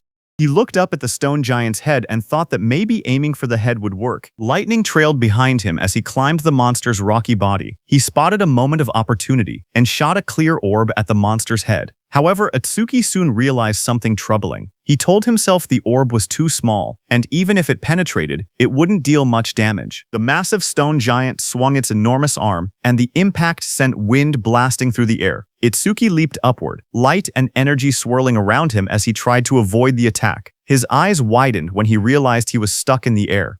He clenched his teeth and thought that this was bad. He couldn't dodge while mid-air. A system window appeared as dark spikes wrapped around his arm. Black wall activated just as the giant's blow landed. Itsuki smashed into the rocks with a violent explosion, kicking up dust and debris across the rocky ground. When the dust settled, Itsuki was wedged into a stone wall, breathing heavily. He muttered that this big guy was tougher than he expected. Another system window flickered in front of him. A B-rank skill, Gigantification, was detected. Over-mimesis activated and began progressing at 1%. Seeing that, Itsuki looked up with a confident grin. Realizing the monster grew huge because of a skill, he said this would be easy. With one hand, he grabbed onto the giant's stone body and prepared for his next move. Meanwhile, outside, one of Kinoshita Reiji's men got the news of what had happened to Oga and froze in shock. Sweat rolled down his face as he shouted, "What?" Behind him, Kinoshita Reiji, dressed in a golden vest, sat calmly. He narrowed his eyes and warned his man not to make noise in front of him. The suit-wearing man bowed his head and apologized, saying it was just so unexpected. Kinoshita asked him what had happened. The man reported urgently that someone had defeated Oga and forced their way into the stage. Hearing that, Kinoshita clenched his teeth and broke the wine glass in his hand. He questioned what Oga was even doing. He reminded himself that Oga always bragged that no one below level 30 could break through his defense. He wondered if a level 30 or higher awakened had shown up, but his man quickly explained that with the recent surge in descending monuments, all awakened above level 30 were busy dealing with them and shouldn't have time to come here. He added that challengers at the Flaming Rock execution ground were mostly level 10 rookies. Hearing that, Kinoshita shouted that there was no way a level 10 could beat Oga. His guard behind him looked down with a serious expression and said that if he was given some time, he would gather detailed information. Kinoshita adjusted his vest and tie and said that gathering information was unnecessary. Even if the opponent was level 30, he himself was already here. He mentioned that the Flaming Rock execution ground was known for its stubborn disaster beasts that slowed down challengers. He added that if they headed there now, they would make it in time. However, his guard said that since the opponent's identity was unknown, they should still be cautious. Hearing that, Kinoshita's expression grew sharp. His glasses glowed as he told the guard that he had already said they were heading there now, and that he shouldn't have to repeat himself. The guard stiffened, sweating nervously, and replied with a quiet, "Yes." Kinoshita then threw his arm upward confidently and declared that he would make them regret opposing the Kinoshita family. At the same time, in the dungeon, blue energy lotus surged around Itsuki. A glowing screen appeared behind him, showing 100%. Seeing that, Itsuki smirked and said that he no longer had to run around like a mouse anymore. He was standing on top of the massive stone beast, and a bright blue lotus had formed on the beast's forehead. At that moment, a system window opened in the air, announcing that the B-rank skill Gigantification had been fully analyzed. Itsuki looked at the window in surprise. He muttered that instead of gaining a new skill, something else had happened. He realized that Clear Orb had leveled up to level 2, and he checked for new effects. Another set of windows appeared, explaining the changes. Clear Orb, level 2, now fires a perfect sphere at 5 meters per second, piercing all enemies while ignoring defense. New effect. After activation, the orb's size can now be adjusted by consuming additional magic power. Passive effect. Each time an enemy with higher defense than your own is defeated using Clear Orb, flight speed increases by 200%. Current accumulated speed boost, 500%. Itsuki stared at the window, shocked that the passive effect had risen from 100% to 200%. More importantly, he was excited that he could now control the size of the orb with magic. Power surged around him as the blue energy lotus opened. Itsuki said he wanted to try the new ability immediately, and glowing energy surrounded his body. Another window appeared, confirming the upgrade. Clear Orb level 2 acquired. All stats plus 20. All debuffs removed. Injuries fully healed. A second window showed his new status. Attack went from 260 to 280, agility from 260 to 280, defense from 260 to 280, magic from 260 to 280, and total stats from 1040 to 1120. Itsuki then jumped above the massive stone beast, and a massive dark glowing flower appeared beside him, pulsing with power.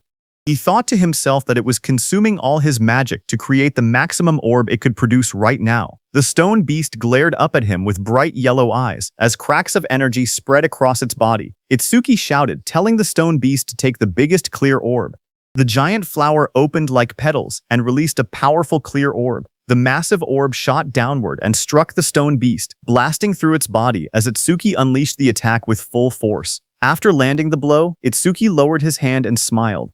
He joked to himself, asking if he had pushed it a bit too far. A small window beside him showed that his magic had dropped to 0 out of 280. As the stone man was destroyed, a system window appeared, announcing that the giant stone man, level 15, had been defeated, and the clear orb's flight speed had increased by 200%. Amid the collapsing stone debris, Itsuki looked at the destruction around him.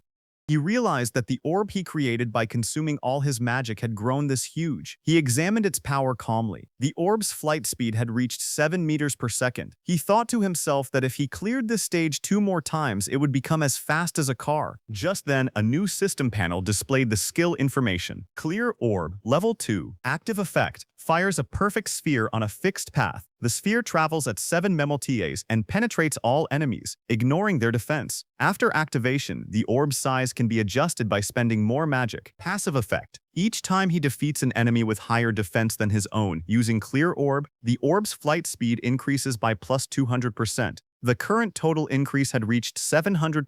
Itsuki held a glowing green crystal in his hand while reading the information. He admitted that he had ignored passive effects until now, but now saw how useful they actually were. Dust settled around him as he walked forward. He then thought about another passive skill. Lotus Burst's passive expanded the range of all skills. That meant Clear Orb's range should also increase along with it. He then checked Lotus Burst's passive effect. Each time Lotus Burst defeats a living creature of level 1 or higher, the range of all skills increases by plus 1%. Seeing this, Itsuki smiled slightly as he looked at the system panel floating beside him. Itsuki imagined and thought to himself that if he kept increasing Lotus Burst's passive effect, he could eventually defeat disaster beasts from thousands or even tens of thousands of meters away. Then, outside, a bright green display screen lit up. It showed the result of the challenge. The challenge was successful. The stage level was 15. The challenger was Tenma Itsuki. The time used was 3 minutes and 1 second. The stage clear record was updated. Seeing that, the crowded group reacted immediately. One man shouted in disbelief, saying that 3 minutes and 1 second was impossible. Another said that even a 5-person party needed more than 10 minutes. Someone else wondered if Itsuki had defeated all the disaster beasts in a single hit. Another person pointed out that he had even broken Tiwajin's 3-minute 19-second record and asked what kind of monster he was. They all turned as someone announced that he was coming out. More voices followed. One person questioned why he was still level 0 and wondered if the clear notification was a bug. They looked at him and said he wasn't even injured, only a little dirty, so they didn't believe he had cleared it at all. Choha, in armor, stepped forward with a smile as a green butterfly flew around her. She was happy that he had cleared the stage unscathed again, and he had broken Jin's record again. She admitted that he always managed to surprise her. Shoha then adjusted her glasses and, with a restrained tone, admitted that the challenge had ended unexpectedly quickly. Itsuki answered casually. He said the disaster beasts inside were weak against defense, so he had taken them down easily. The glowing butterfly hovered in front of Itsuki. He looked at it with surprise and asked what it was. Cho explained calmly. She said that her job was a Shikigami user, and the glowing butterfly was her Shikigami. Itsuki watched the butterfly flutter near his hand. He softly repeated its name, Tamacho, and admitted that this was his first time seeing a Shikigami. To him, it looked beautiful. Curious, he asked Choha what kinds of awakened jobs existed. His question startled her, and she asked why he didn't know something so basic. She then began explaining. Jobs, she said, were divided into 4 major types. According to her, he should have already encountered 3 of them by now. She raised her hand and continued her explanation. The first type she mentioned was Elementalist. Elementalists controlled 7 elements: fire, water, wood, metal, earth, wind, and lightning. She said elementalists had the largest population among awakened jobs and also possessed the highest minimum combat capability. She then explained that his classmate, who used electricity attacks, and also the Oga muscular, iron-skinned man from earlier, belonged to that same type. She then introduced the second type, Shikigami user. She explained that Shikigami users could summon Shikigami that obeyed only their master. A blue system window appeared beside the butterfly, displaying that it was Tamachu B rank, level 15. ITS skill is undisclosed. Stata is undisclosed. Shoha continued explaining that a Shikigami stayed with its master from birth. Then another system window appeared showing her own status. Izumi Choha, human, level 6. Job B, Shikigami user. Gift, grade 2, undisclosed. Sekigami, undisclosed. Status, undisclosed. After explaining everything, she asked him if he had any questions so far. Itsuki looked at her Shikigami and then asked why her own level was lower than her Shikigami's level. He wondered aloud if she was really a veteran awakened. His words hit Choha like arrows. She wondered to herself if Itsuki had no concept of sugarcoating things. Choha touched her forehead with a tired expression and explained that Shikigami also absorbed experience and leveled up. Because of that, they were basically always at a higher level than their master. Hearing that, Itsuki's expression darkened. Half of his face sank into shadow, and his eyes glowed coldly. He stated that in that case, when fighting a Shikigami user, it was faster to target the person themselves. Seeing that, Shoha's eyes widened. She noticed the negative aura seeping out of him again and wondered what was going on with him.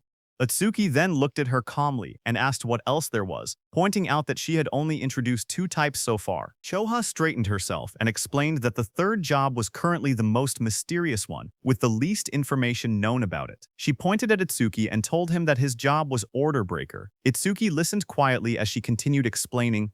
She said the reason this job was mysterious was because every Order Breaker possessed different abilities, like the Blue Lotus Flower ability he had shown earlier. She then explained that there were Order Breakers who could change the size of their bodies at will, others who could create infinite clones, and even some who could stretch their bodies freely like rubber. Next, she compared Order Breakers to regular awakened jobs.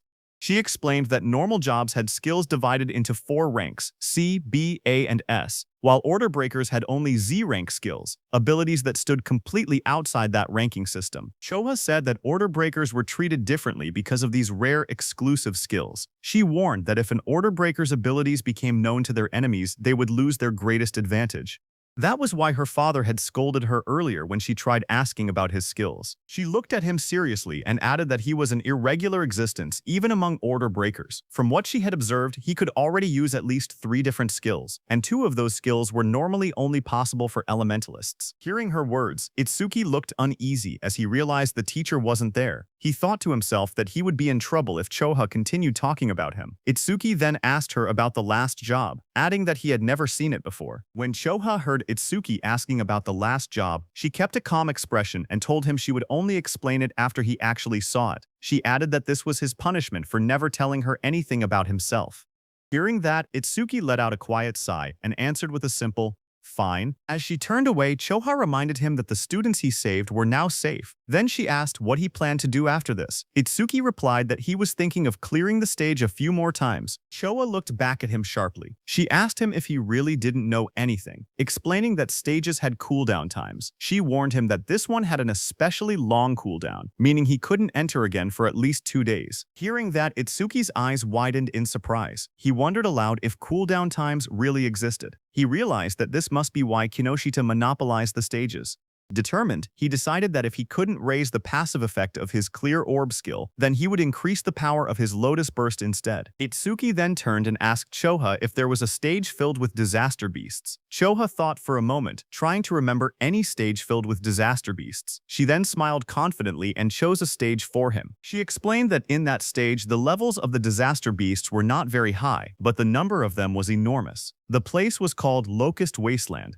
She explained that there were at least 100 locust-type disaster beasts, even by a conservative estimate, and many awakened people backed out just from seeing how many there were. She then looked at him seriously and asked what he planned to do, since it would be difficult without AoE skills. For those who didn't know, AoE meant Area of Effect, or area attacks. Itsuki answered firmly that he was going. In his thoughts, he remembered that he hadn't used Lotus Burst in front of her yet, so she didn't know he actually had an area attack. A shocked Choha asked him again if he was really going. She reminded him once more that without AoE skills he would have a really hard time, but Itsuki told her not to worry, saying he would be fine. Some nearby awakened individuals became shocked as they listened. One of them asked if he was really going to the Locust Wasteland and said he must not know fear. Another person whispered that once Kinoshita Reiji heard about Oga, he would definitely come. The group decided to leave quickly. They said they should get out before getting caught in the crossfire. Then, a few minutes later, Kinoshita Reiji arrived there and looked around the empty area. He asked in shock why there wasn't a single person present. His bodyguard in a suit stood behind him and reported that the target had gone somewhere. Kinoshita Reiji asked how it was possible. It had only been 30 minutes since the target entered, yet the target had already cleared the Flaming Rock execution ground. His bodyguard said it was hard to believe but seemed to be true. He then asked what Kinoshita planned to do now. Kinoshita Reiji gritted his teeth and said the target was making a fool out of him. He then said that if the target had used skills, there should still be magic traces left behind. He ordered his bodyguard to contact the hound and make it track the target. Kinoshita Reiji shouted angrily for them to capture the target alive no matter what, saying he would make the target taste what living hell was. At the same time, inside a dim alley lined with machinery, a man pressed his back against the wall, hidden in the shadows. His panicked thoughts echoed as he regretted taking the assassination request. He muttered to himself that he never knew Kinoshita Reiji had such a strong subordinate, and cursed himself for accepting the job. That same man slumped to the ground, exhausted and trembling. He breathed heavily and admitted that, without his earth escape technique, he would have been killed. Sweat dripped down his face as he caught his breath. He slowly peeked around a corner, whispering that he should be safe now that he had gotten this far. His eyes widened with fear as he carefully watched his surroundings. Suddenly, a massive beast lunged toward him with its jaws wide open. The monster's sharp teeth and glowing red eyes filled his vision as it attacked. Before he could react, the creature pinned him to the ground. He choked as its fangs pressed against him. A voice spoke nearby, calm but cold. The speaker approached and looked down at the scene. He ordered the beast, called Death, to loosen its grip, saying the man seemed to have something to say. The giant wolf-like creature eased up slightly as the man lay helpless beneath it. The wounded man lay on the ground with blood on his face. With fear in his trembling voice, he asked how they had managed to find him. In front of him, the long-haired man in the coat explained calmly. He said that their beast, Death, had a sharp sense of smell. The creature could sense the scent of death coming from people like him. That man was the hound Kinoshita Reiji had been talking about. His name was Charles. He stepped forward, tipping his hat as he walked. He said that Death could smell the death they were giving off. Filled with terror, the injured man begged for his life. He cried and pleaded for them not to kill him. Charles looked down at him with a cold smile. He said that the request was difficult because Mr. Kinoshita would get angry. He added that Death had not eaten human flesh in a long time. Then Charles' eyes glowed red. He gave a sharp command, telling Death that it was mealtime. The massive black wolf lunged forward with its jaws wide open, fangs bared as it roared fiercely. A moment later, it ate the man. The wolf stood beside the long-haired man in a trench coat. The man looked at it calmly and said that it had finally leveled up. A glowing blue panel appeared, showing the creature's details. Death Hound, B rank, level 16. Skill, Death Smell, C rank. Detects all magic traces in an area and identifies the magic source. Second skill, Respawn Desire, B rank. After the Shikigami dies, its respawn time is greatly reduced. Status, Attack 250, Agility 250, Defense 150, Magic 150. Just then, the man's phone began vibrating. He glanced at the screen and answered the call. He told the person on the other side that he had finished things there. As he listened, his expression changed. He asked if Oga had been badly injured. He wondered aloud if someone had struck that stubborn Oga's weak point. Finally, he replied that he understood and said he was on his way. He ended the call and turned back toward the wolf. With a small gesture, he told it that a new prey had appeared and ordered it to move. Sometime later, in a bright golden field labeled as the Locust Wasteland, a dome-shaped building stood in the distance. Itsuki and Choha approached it along a narrow dirt path. Itsuki looked at the structure and asked softly, "Here?" He stared across the endless wheat fields and wondered aloud if there were really that many locusts in a place that looked so quiet and peaceful. Walking beside him, Choha explained calmly. She said that disaster beasts always chose environments that suited them when invading this world. Because of that, predicting the type of beast based on the surrounding terrain was an important skill for awakened individuals. Hearing that, Itsuki nodded. As they moved closer, he noticed there wasn't even a reception desk. Choha touched her forehead and explained that the danger level of this stage was extremely high, so high that it had already reached the point of a dismantlement resolution. Confused, Itsuki compared it to the Flaming Rock execution ground, noting that this stage was actually below level 13. He asked why such a drastic decision was made. Choha replied that in normal stages, people could still escape if they couldn't win. But here, the disaster beasts were unnaturally aggressive and appeared in overwhelming numbers. As they studied the stage's environment, Choha explained the danger.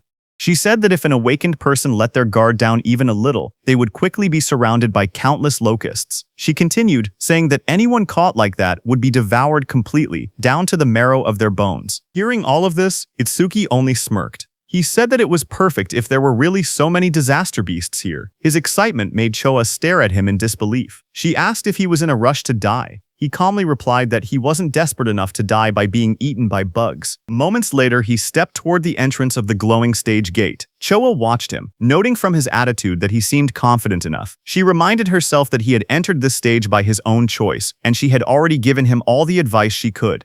With a quiet sigh, she accepted the situation. If something happened inside, it would be entirely his own responsibility. But Choha suddenly froze as worry washed over her face. She wondered what she should do. She realized she had forgotten to tell Itsuki an important detail. Locusts inside the stage would continue spawning endlessly unless the boss was defeated. Panic rose as she decided she had to enter the stage and warn him herself. But suddenly, she heard some noise from behind. Just as she turned, her expression stiffened. Someone had appeared behind her. She saw a tall man wearing a hat, with glowing red eyes, standing beside a giant hound. The man looked at her and spoke with a cold smile, saying he was looking for someone. On the other hand, inside the stage, Itsuki stepped across a ruined field. Dirt and trampled crops surrounded him. He looked around and muttered that it was a mess. Then he clapped his hands together lightly and smiled with confidence. He called out to the unseen swarm, telling the pests to wake up. He had come to exterminate them. A lone scarecrow stood in the middle of the dry, cracked wasteland as countless small insects flew around it. Itsuki looked at the scene and noted that the enemy's individual levels were surprisingly low. He said that since they met the requirements for Lotus Burst, there would be no problem. Information windows appeared one after another. Evil Locust, Shaft 22301. Insect Tribe Level 1, Gift None, Status Undisclosed. There were also some Level 2 Evil Locusts mixed in. Itsuki stared at the dark sky as an enormous swarm of locusts covered everything. He commented on the incredible number of enemies, but instead of being worried, he said that this worked in his favor. Flames rose around him as he formed a glowing lotus of light in his hands. He explained that the more the locusts clustered together, the less effort he needed. Once they entered the range of Lotus Burst, he said he would crush them all at once. The ground shook as a vortex of locusts formed around him. When the moment was right, he shouted a single command. Now, a bright red explosion ignited in the air as the system message appeared, stating that Lotus Burst had been activated. Then there was a huge explosion. Right after the blast, notifications flashed one after another. Each one reported that an evil locust had been defeated by Lotus Burst, increasing all of the user's skill ranges by 1%. More messages followed, showing both Level 1 and Level 2 locusts being wiped out instantly. When the smoke cleared, Itsuki stood calmly in the middle of the scorched ground. Sparks drifted around him while charred insect bodies lay scattered at his feet. Another notification floated beside him, confirming the defeat of a Level 2 locust and awarding another 1% increase. New windows opened, explaining Lotus Burst's abilities. The active effect consumed magic to deal explosive damage within a 10.5-meter range, its power proportional to how much magic was spent. The passive effect stated that every time Lotus Burst killed a living creature of level 1 or higher, all skill ranges increased by 1%. Itsuki glanced at the numbers and made a small comment. He had defeated 110 enemies, which meant a 10% increase, therefore receiving 10% at once. Lotus Burst's range had now expanded to 10.5 meters, which he considered impressive. He analyzed the situation calmly. Against disaster beasts of this level, consuming 10% of his magic to output 10% of his firepower should be enough. Taking his remaining magic and recovery speed into account, he could probably use about 10 more shots. If he gained even 100 kills per use, he could increase his total skill range by 1000%. Another screen displayed his magic level, 252 out of 280. He looked at it and muttered that things would go much more smoothly if stages didn't have cooldown times. But suddenly, Itsuki noticed something. He stared at his bracelet with a confused expression.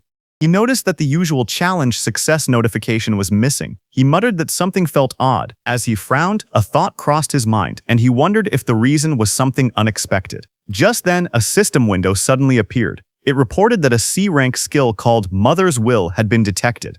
It also stated that over-mimesis was activated, and that the analysis progress was at 1%. Itsuki looked up sharply. He realized that one locust had survived. Dust and broken ground swirled around him as more locusts flew through the air. He turned, watching the locust swarm gather again. He questioned whether Mother's Will was the boss monster's skill. At that moment, several locusts lunged at him. He jumped back and blocked the attacks with the crystal armor covering his arms. He admitted to himself that he had let his guard down. He had truly believed there was no boss monster in this area. He narrowed his eyes, thinking aloud, He said it was good that he could still expand his skill range by using Lotus Burst again, but he also stated the bigger problem. He had no idea where the boss actually was. The glowing lotus-shaped energy expanded from Itsuki's hands as he activated his skill. His expression hardened with resolve. He declared that he would defeat all the small enemies first and force the hidden boss to reveal itself. A bright explosion erupted around him. The ground shook as countless evil locusts were blown apart by the blast. System notifications appeared one after another. Each message showed that an evil locust, either level 1 or level 2, had been defeated with Lotus Burst, and every kill increased all his skill ranges by 1%. The notifications continued stacking until the Lotus Burst total experience reached 220%. His Lotus Burst leveled up. Another message explained the updated skill. Lotus Burst LV2 now consumed magic to deal explosive damage within a 16-meter diameter, and its power increased based on how much magic was used. Itsuki looked at the smoking battlefield and murmured that the range had expanded to 16 meters, calling the new effectiveness outstanding. But even after defeating 10 small enemies, the boss still hadn't appeared. Deep underground, inside a dim nest filled with shifting shadows, many insect-like creatures began to crawl and move. Their wings rustled as more of them gathered around a glowing cluster hidden in the darkness. As the locusts crawled out of the cracked ground, a notification floated in front of Itsuki, showing the analysis progress rising to 27%. He looked ahead sharply and muttered that they had spawned again. Another screen appeared, showing his magic at 232 out of 280. He noted that he could still use Lotus Burst 9 more times. Fire erupted around his hand as he stepped forward, declaring that no matter how many times the monsters appeared, he would thoroughly deal with them. His arm swung through the flames, and he shouted that he would sweep them all away. A fiery explosion burst across the battlefield, and several notifications appeared one after another, stating that evil locusts of level 1 had been defeated with Lotus Burst, and that all skill ranges increased by 1%.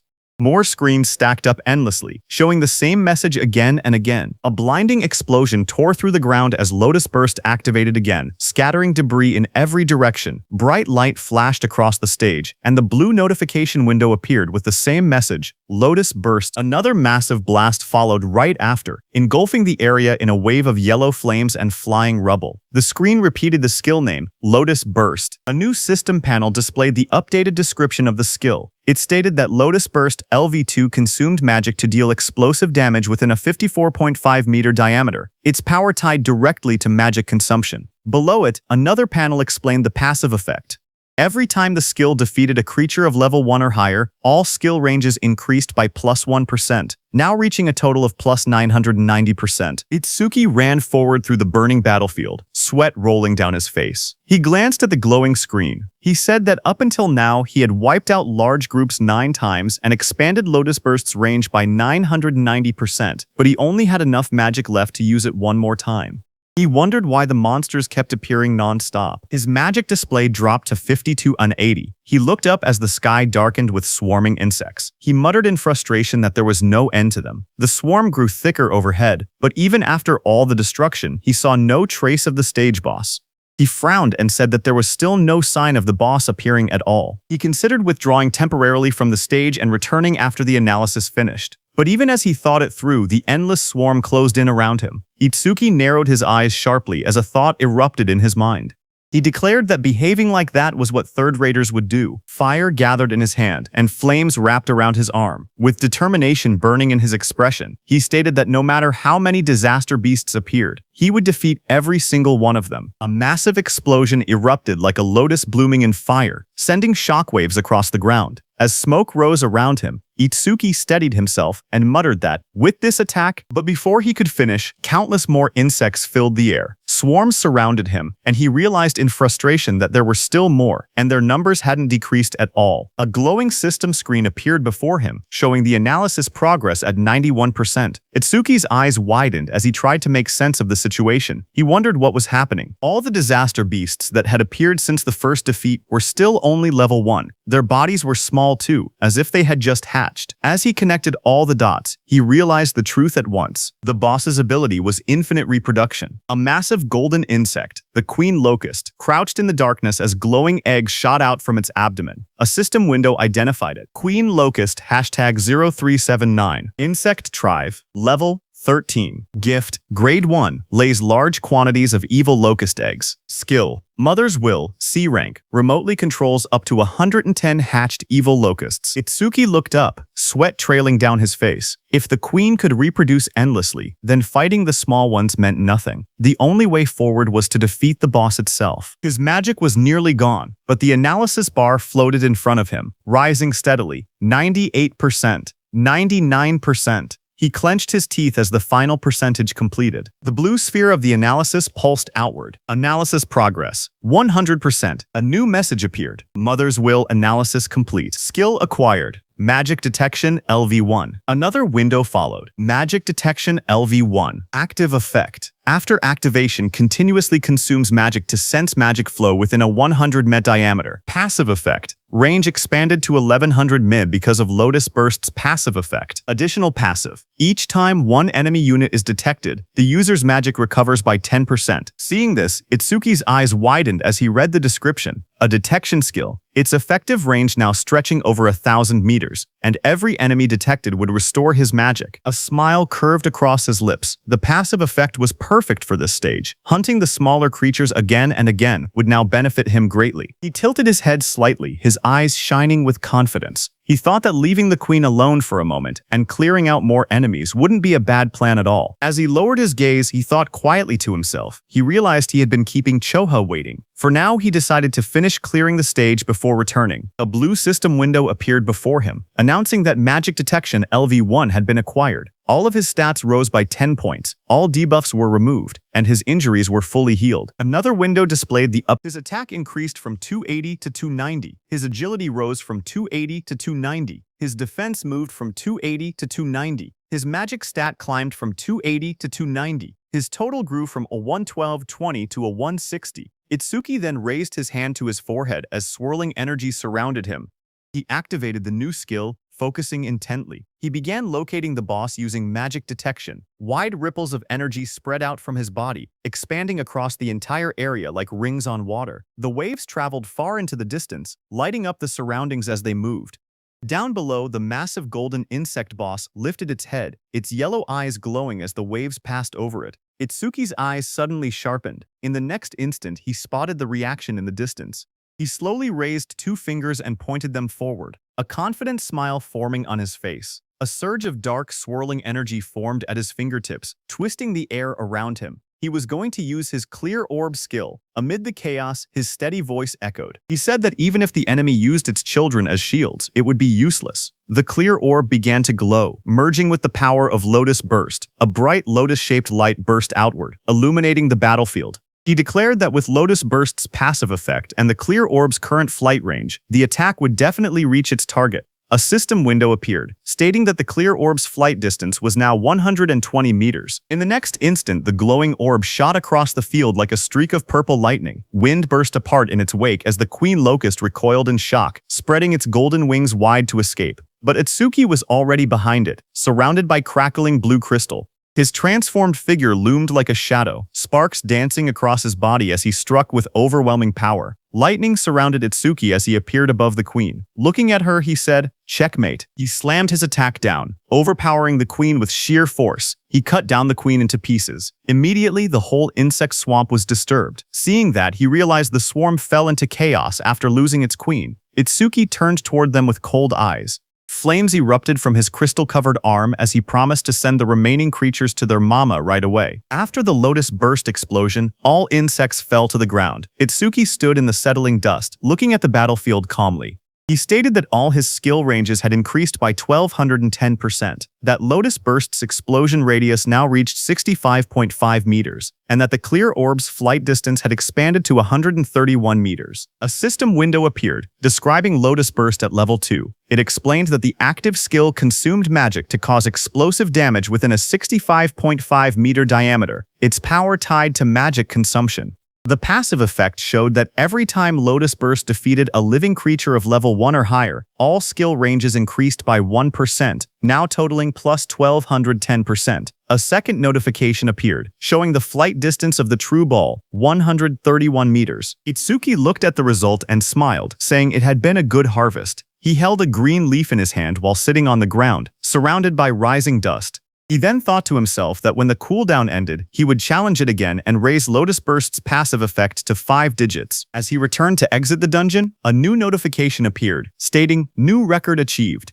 Another line reported, "Time used 17 minutes 7 seconds." Standing in front of a glowing blue portal, Itsuki looked at the timer and noted that it had taken 17 minutes. He thought that Choa must be worried. He imagined Choa waiting outside. He believed that when he returned safely, she would probably act aloof again, yet he knew she was actually kind and considerate. He thought her inability to be honest was somewhat cute. Stepping out of the portal, surrounded by a swirl of blue energy, he lifted his hand and greeted her, saying he was back and sorry for worrying. But then his eyes widened sharply, shock filling them. Right in front of him, Choa appeared injured, blood on her lips.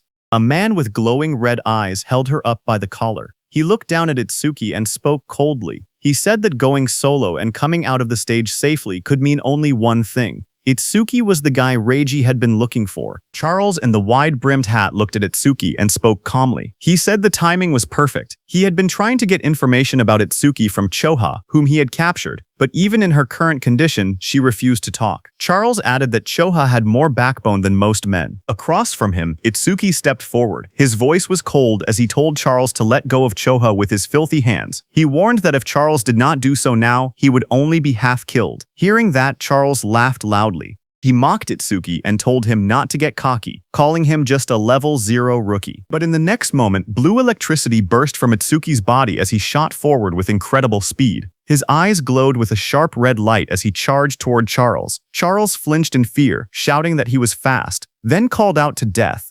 Before Itsuki's blow could land, Death, a giant black beast, suddenly leapt between them. Itsuki's lightning-covered punch slammed into Death instead, sending sparks and force blasting outward as Death roared. Just as Death appeared in front of Itsuki, a glowing system window appeared, announcing that a B-rank Shikigami called the Death Hound had been detected. Another window followed, showing that overmimesis had activated, with analysis beginning at 1%.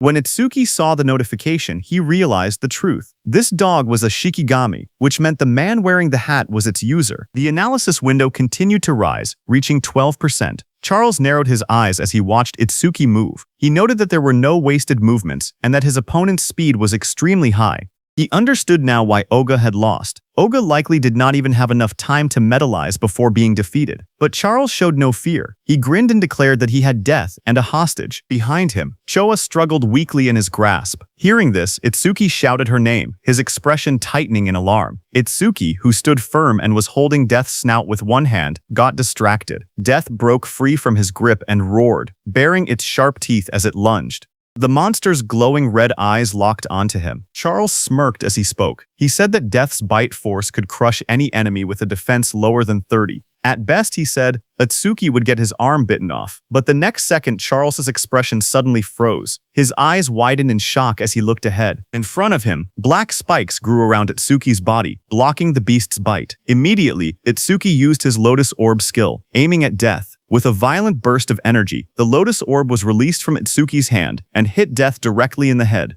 It tore through Death's skull, ripping out its core and ending its life instantly. A blue window appeared, showing the analysis progress climbing. The number reached 77%. Itsuki stood calmly over the defeated hound. He explained that without a Shikigami user was basically defenseless. Charles stared at him in disbelief. He wondered if Itsuki did not know that as a rookie, the Shikigami could respawn. On top of that, because of the B-rank skill Respawn Desire, Death's respawn time was greatly reduced. The next second, Death respawned and attacked Itsuki from behind. Charles warned Itsuki that staying careless like that would make him Death's prey. The beast charged, jaws wide open, but suddenly, waves of magical detection spread out as Itsuki activated his skill, Magic Detection. Itsuki sensed Death's attack and moved with lightning speed to counter it. He thought to himself that keeping Magic Detection active ever since he acquired it had been the right choice. The analysis progress climbed. 89%, 90%, 91%. Itsuki glanced at Charles, who was watching while holding Choha, and noted that the analysis would finish soon. He thought that if the Blue Lotus appeared from over mimesis, Charles might become wary. The progress bar reached 95%. Seeing Itsuki move and kick Death without even looking back, Charles started sweating. He realized the truth. This opponent had more power and more speed than Death and even possessed detection skills. He panicked, realizing he could not launch a surprise attack at all in this situation. Charles pulled Choha in front of him and tightened his grip around her neck. His voice trembled with panic as he warned that if Itsuki resisted any further, Choha's life would end. Itsuki watched quietly. He wanted to finish his analysis without revealing the Blue Lotus, but the situation made it difficult. Just then, a bright system window appeared before him, showing the message, "Analysis progress 100%. Another screen followed.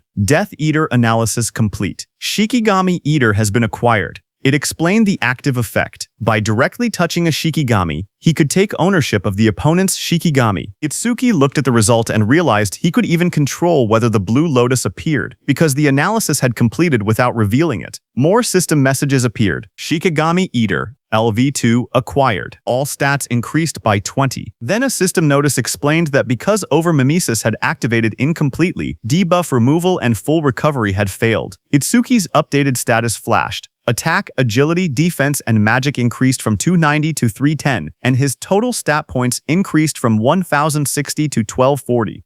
Seeing the notification, Itsuki thought to himself that skipping the Blue Lotus came with a price since it lost its recovery ability, but he had already fully recovered once during the last stage. Because of that, he could still fight at almost full strength even without recovering now. Just then, Death charged forward with its jaws wide open, roaring as it rushed toward Itsuki. In that moment, Itsuki realized something important. He understood that this new skill allowed him to steal other people's Shikigami. He looked down at the glowing energy gathering in his hands, calm despite the danger. He thought to himself that if that was the case, then he already knew what he should do. Blue energy burst around him as he raised his hand. With sharp determination, he placed his hand on top of Death's head, deciding that he would take Charles's dog. Blue flower petals erupted like a storm. Death's body was wrapped in swirling petals of energy as the power pulled it away. The next second, Itsuki stepped forward with overwhelming speed and kicked Death, sending it blasting across the field. Death went flying and fell behind Charles. Seeing that, Charles panicked. He stared at the scene and cursed angrily, calling Death a useless mutt.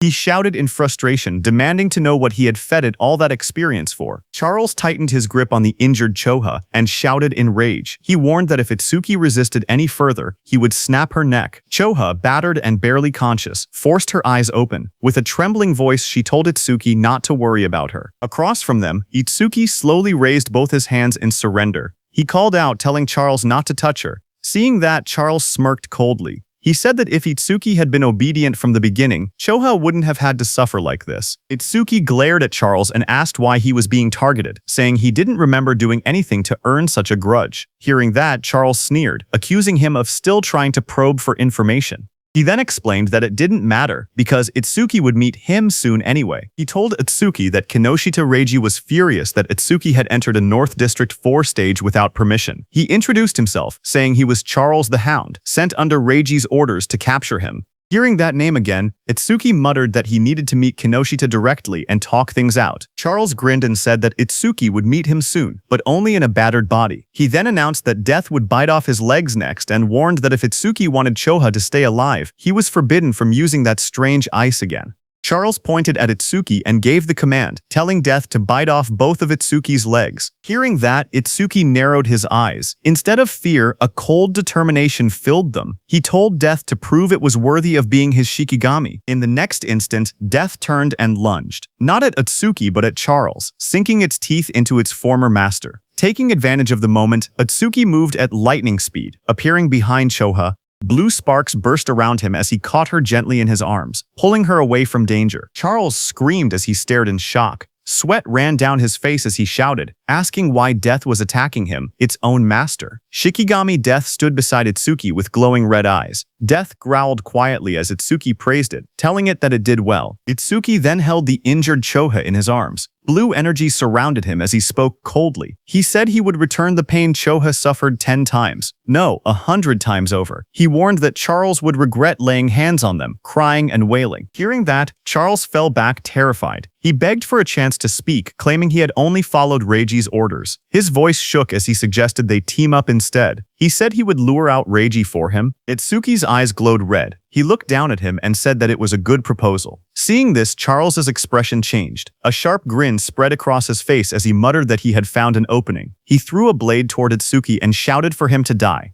The attack flashed forward with blinding light, but Itsuki was calm and easily dodged the blade. His eyes narrowed as he watched the attack pass by. He muttered that he alone was more than enough to kill Kinoshita Reiji. Beside him stood Death, its eyes glowing red, ready. Itsuki ordered Death to make Charles suffer the same treatment Choha had endured. Death's jaws opened wide, revealing sharp fangs as it prepared to strike. Seeing that, Charles froze in terror. Sweat dripped down his face as he begged for mercy. He insisted that his hand had slipped earlier and that he would apologize. Trembling, he pleaded for one more chance. But Itsuki didn't falter. Holding Choha in his arms, he stared coldly and told Charles that it was mealtime. Death, with glowing red eyes, rushed forward, its fangs bared as it charged at the man. Charles panicked as he stumbled back. Tears streamed down his face as he shouted, asking if Death had forgotten who its master was. He reminded Death how much he had fed it. His voice shook as he tried to speak again, but Death opened its jaws wide, revealing rows of sharp teeth as it lunged at him. Death finished off Charles. A short distance away, Itsuki stood while carrying the injured Choha in his arms. He had sensed someone watching them. Itsuki told the hidden person that he had been watching them ever since Itsuki left the stage. Itsuki then turned and asked how long the hidden person planned to stay hidden, telling him to show himself. Hearing his words, nearby tall grass rustled as someone began to move, stepping out into the light. It was a hooded blonde young man who stepped out from the tall grass, scratching the back of his head with an awkward smile. He said softly that they had caught him.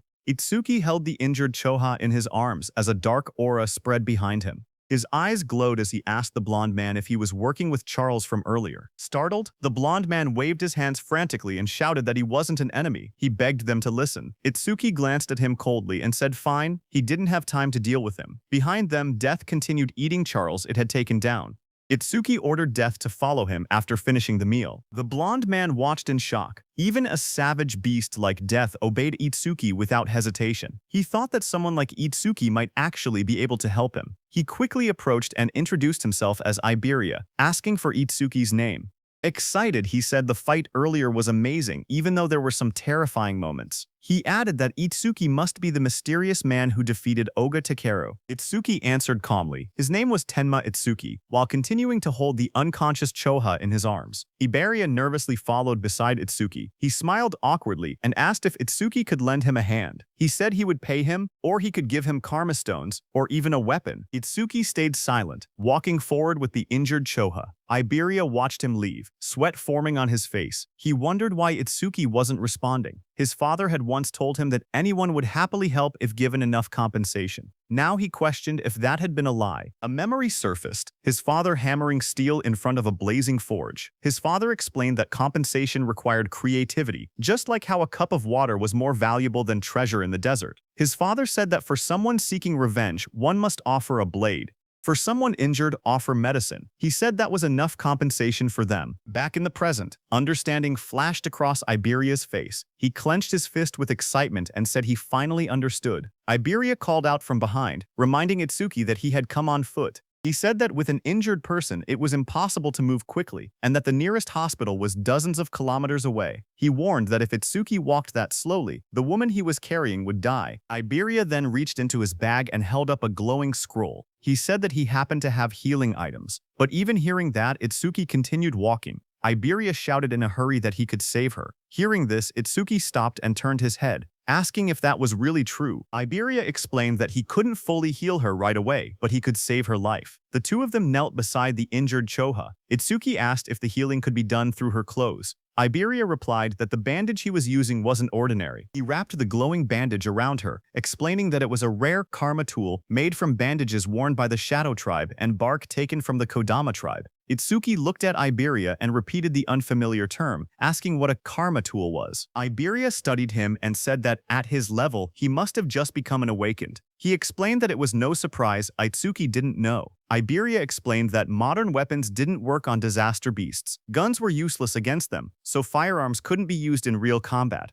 However, crafters were able to forge special anti-disaster beast items known as karma tools, created from monument materials and the body parts of disaster beasts. He said that karma tools were divided into 4 ranks depending on the crafter's skill and the materials used. The 4 ranks were normal, rare, epic, and unique. Iberia then explained using a simple longsword as an example. Normal karma tools weren't much different from regular weapons, except they were capable of damaging disaster beasts and awakened beings. The sword was labeled an ordinary longsword. The next weapon was the ocean sword, rare, which increased agility and magic. Iberia said that rare karma tools boosted their owner's stats. The third weapon was the blood sword, epic, which increased attack power and absorbed blood to raise the blade's temperature and reduce an enemy's self-healing by half. Iberia explained that epic karma tools not only boosted stats, but also possessed special effects. Iberia continued by explaining the final rank of karma tools, which was the holy sword, unique. It granted increased attack and agility. Its unique effect allowed the user to obtain the inexhaustible magic sealed inside it, enabling infinite magic usage.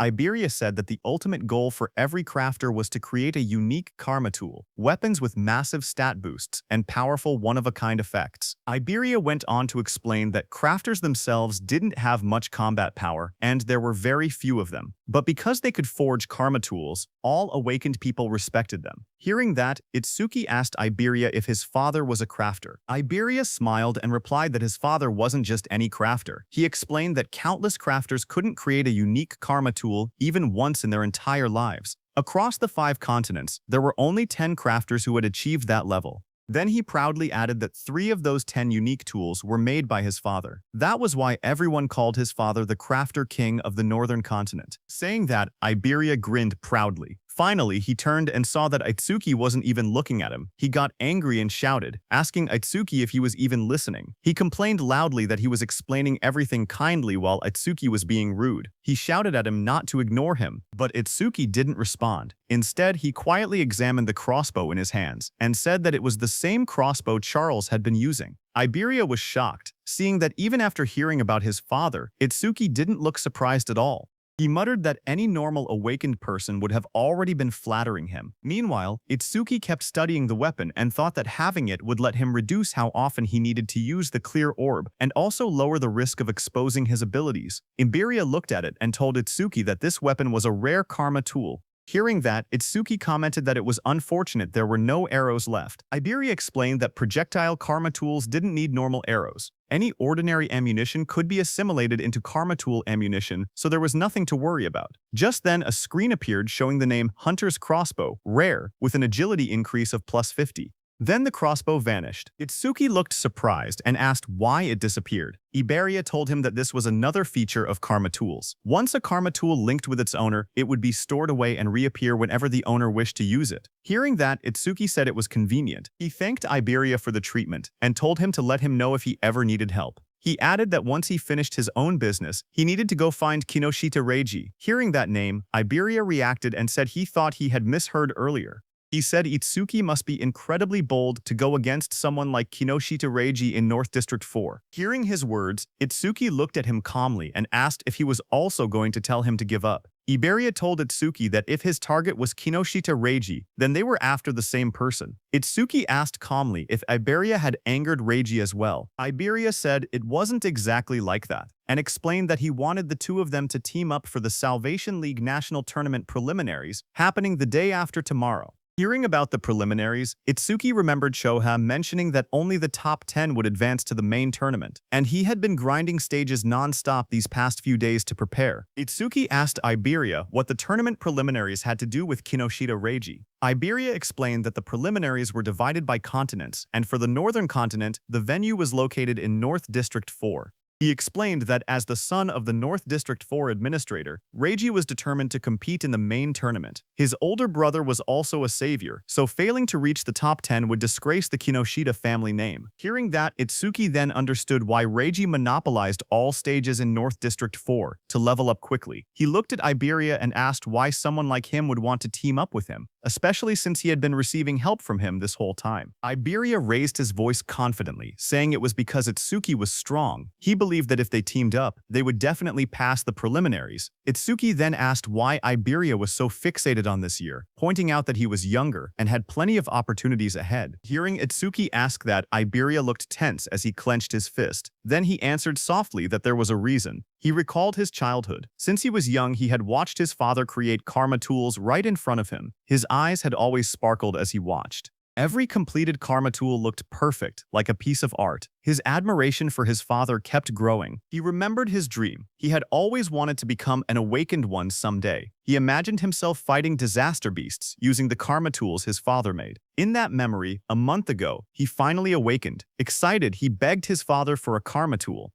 But his father refused, telling him it was too early. His father said that only saviors could use his karma tools. Iberia didn't give up. He kept begging. Finally, his father set a condition. If he passed this year's preliminaries, he would receive one. Iberia clenched his fist tightly. With determination in his eyes, he declared that this was why he had to win this year's preliminaries, no matter what. Itsuki looked at Iberia and spoke calmly. He said that with such an amazing father, Iberia should have plenty of options. There was no need for him to team up with someone like a level 0. Iberia lowered his eyes and replied that his father had thought of that too. So before he left, his father told him to pass the preliminaries with his own skills. His father warned him that if he teamed up with strong partners using his father's name, he would not receive any karma tools. Hearing that, Itsuki commented that his father seemed strict. Iberia explained further that according to his information network, most strong participants had already been bought off by Kinoshita. What remained were lone wolves who disliked teaming up, or groups with fixed members. He had no prospects for teammates. With excitement, Iberia grabbed Itsuki's hand and explained that 2 days ago he had heard news that someone had defeated Oga Takeru, one of the 4 pillars, and even broken stage records.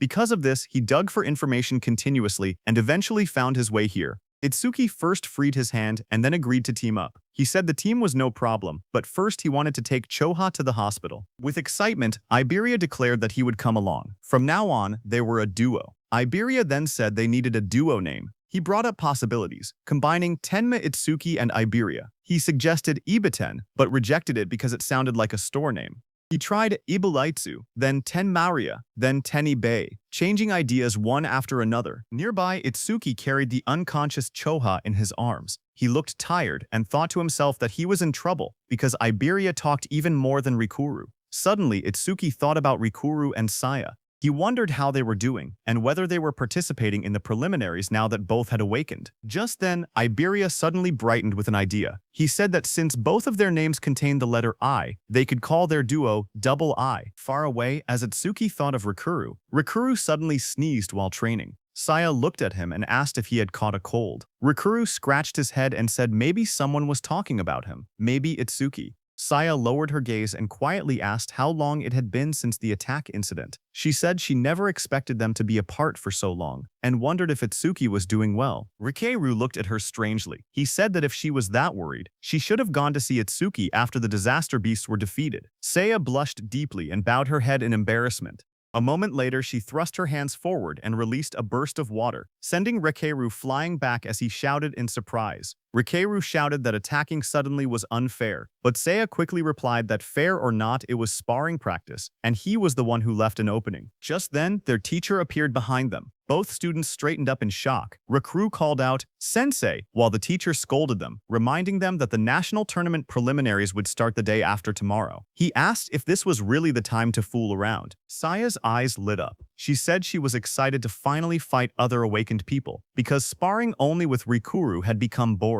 A glowing screen appeared beside her, revealing her stats as an awakened water elementalist. Rikuru looked at his own status window as well. He said he had never been to North District 4 and had heard it was a prosperous town. He said he wanted to see it with his own eyes soon. Elsewhere, someone opened a metal case holding 3 sharp crystal stones. It was Kinoshita. He looked at the crystals and frowned impatiently. He commented that the hound still hadn't arrived and said it was unusual for him to be late. His bodyguard standing behind him wondered if something unexpected had happened. Hearing that, Kinoshita's expression darkened. He muttered that those useless fools had failed again. His glasses glowed red as a message appeared, saying the Karma Stone had been used and experience had been gained. His bodyguard asked if they should send people to search. Kinoshita looked frustrated and said to forget about that person.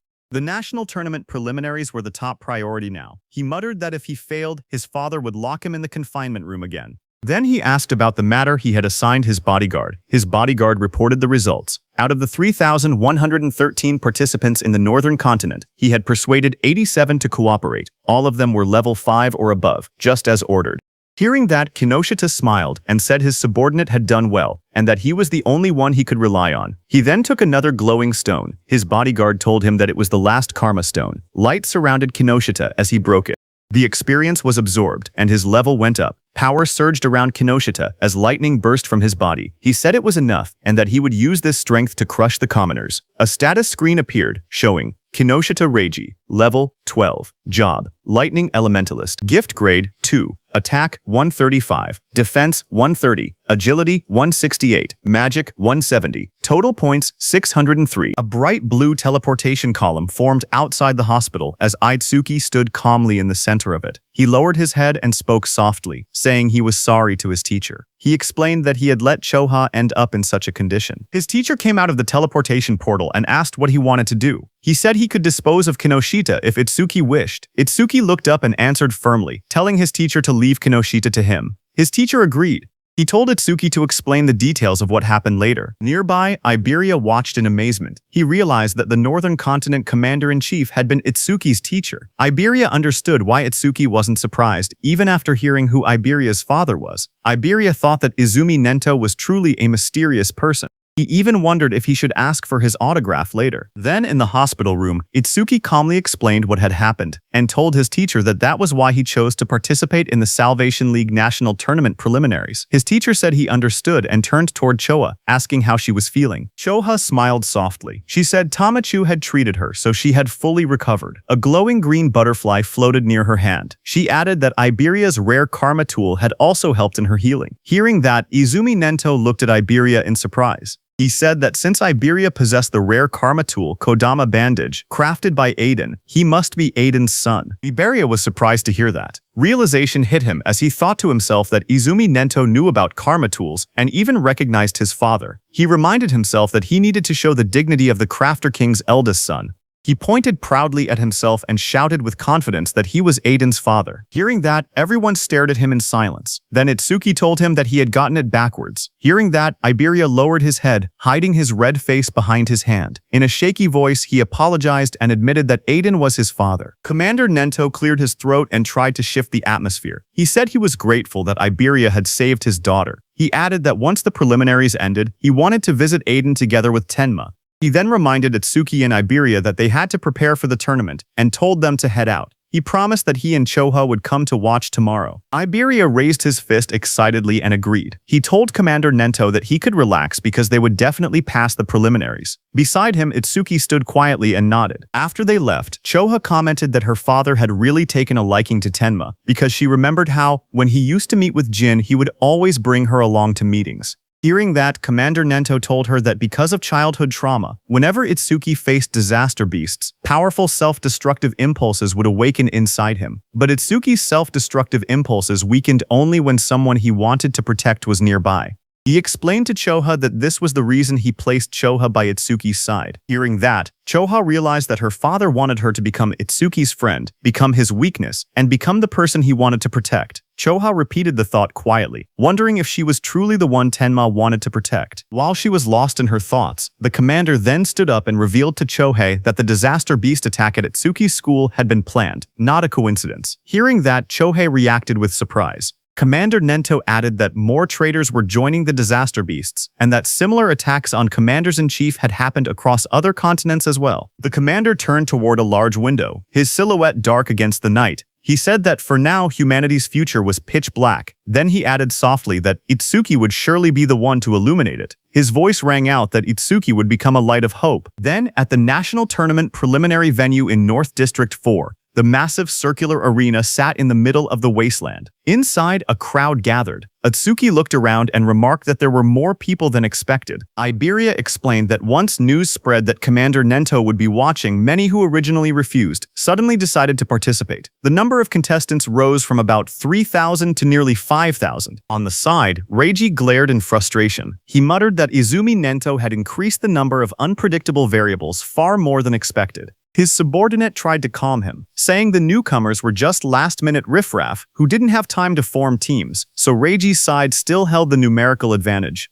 He told Reiji that he had ordered the recruits to tie red ribbons on their right arms so they could be identified as allies. On the other side of the arena, Rikuru and his group noticed the ribbons. Rikuru asked if red ribbons were trending now and wondered if they should wear them too. Saya beside him commented that since Commander Nento was coming to watch, maybe Itsuki would also appear. Then the host of the national tournament preliminaries, Shinshihara Soryu, stepped forward and addressed the crowd. He told everyone that he would explain the rules before the preliminaries began. He said the preliminary venue was divided into two areas, an external area and an internal area. In the first stage, the participants would start from 4 different directions in the external zone. A large diagram of the arena appeared on the screen, showing the outer ring and the inner circle labeled as the internal area. Soryu continued explaining that the first challenge was a race based on time. Everyone had to reach the internal area as fast as possible. The moment someone entered the inner zone, their rank would automatically be recorded on the bracelet they were wearing. Only the first 50 to arrive would advance to the second stage. Then a hologram of the bracelet lit up, showing how it displayed the rank of the participant. Some competitors reacted immediately. Rikaru raised his arm and commented that the bracelet had a surprising function.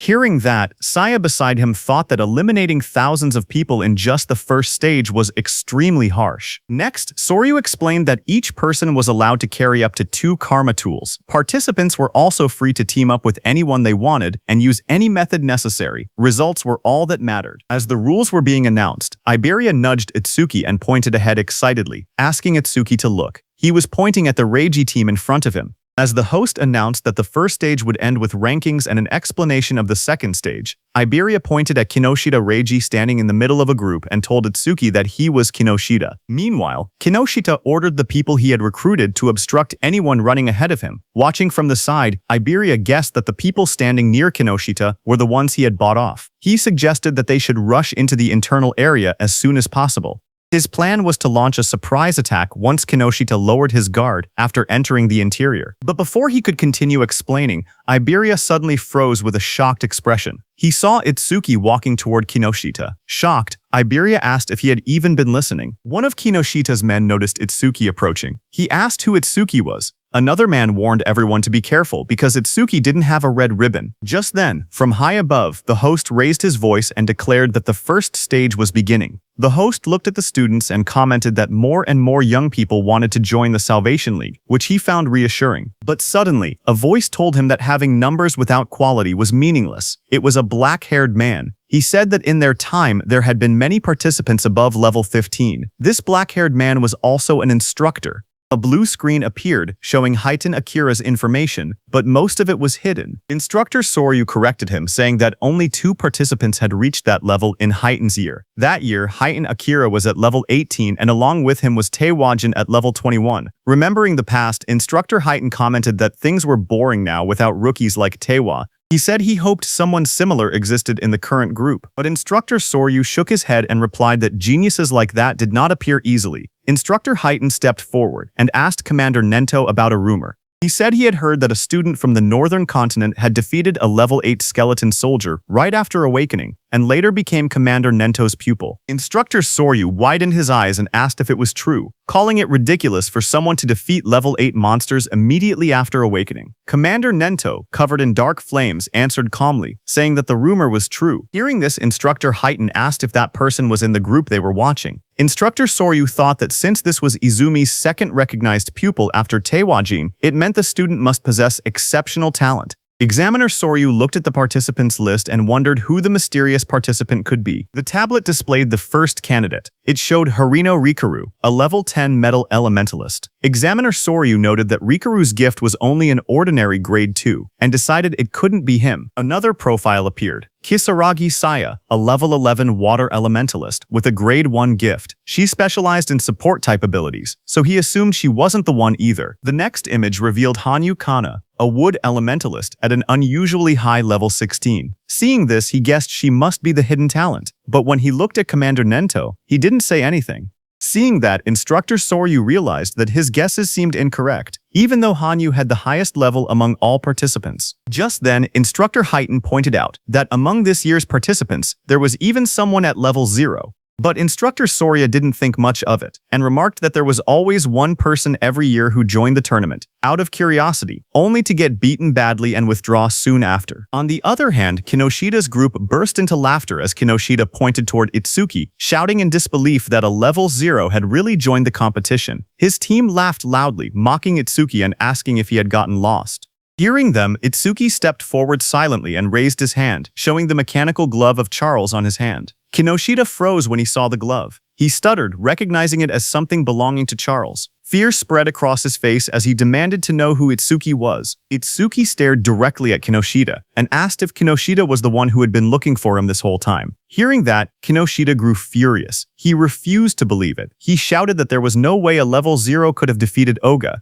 He insisted that Itsuki must have been sent by someone just to shake him up. He then pointed forward and yelled for his group to attack. The men beside him grinned confidently and stepped forward. They said they would handle it and make Itsuki regret provoking them. While Kinoshita's men stayed back to block Itsuki, with a burst of purple lightning, Kinoshita rushed toward the center, saying he didn't have time to deal with trash like Itsuki. As Kinoshita left, his remaining men formed a circle around Itsuki, ready to attack him. From the watchtower, Instructor Heighten watched everything and thought that there were 3 level 6 fighters and 2 level 7 fighters present, so there was no need to wait for the results. He thought that if Itsuki just begged for mercy now, he might survive. On the ground, Iberia also grew nervous and started calculating the situation. He thought he could take down one opponent, but even with Itsuki's strength, fighting 4 enemies at once would be impossible. That meant he had no choice but to use a certain technique. Thinking that, he stepped forward slowly while reaching toward the item at his side. Suddenly, one of Kinoshita's men, a red-haired man, smirked as he looked at Itsuki. He said he had expected a strong opponent to appear, but the first one they encountered was just level 0 trash. Hearing that, Itsuki lowered his head slightly, his face hidden in shadow as he told the man in front of him to move. The red-haired man widened his eyes in surprise on hearing that. He hadn't expected such blunt words. For a moment he froze, then burst into loud laughter, throwing his head back. He mocked Itsuki's attitude, but Instructor Heaton smirked instead when he heard Itsuki. He said he liked that attitude and offered to step in later, claiming he would save Itsuki when things got bad. Then the red-haired man leaned forward with a twisted grin. He told Itsuki to let him crack open his head and see what was inside. Itsuki didn't reply to him. Instead, the next second, Itsuki struck. His fist slammed into the red-haired man's face with overwhelming force, sending blood and broken teeth flying. As the red-haired man fell backwards, screaming, Itsuki repeated in a cold voice that he had already told him to move. Instructor Heaton was shocked to see that Itsuki's opponent had been 7 levels higher than him, yet Itsuki had defeated him instantly. He couldn't believe that Itsuki had instantly killed the red-haired man. Kinoshita's other fighters stared in shock. One man shouted that Handa was level 7 and couldn't understand how a rookie defeated him.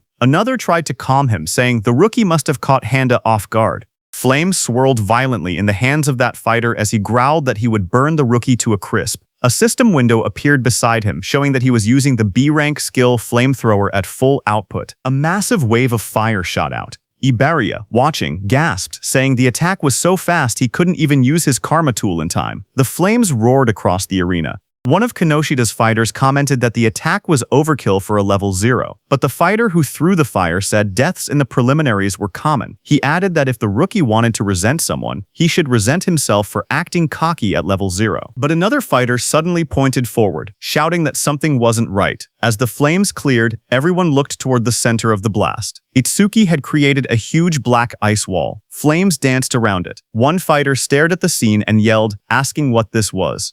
Inside the black ice wall, Itsuki and Iberia stood unharmed. Iberia stared at the scene with wide eyes. He shouted in shock that Itsuki had blocked such a wide-range flame attack completely. To him, it was exactly what he had expected from someone that strong. Itsuki didn't react to the praise. Instead, he looked to the side and told Iberia to get away from him. A system window appeared beside him. It stated that he had blocked a B-rank fire skill using Black Wall, and his defense increased by 10%.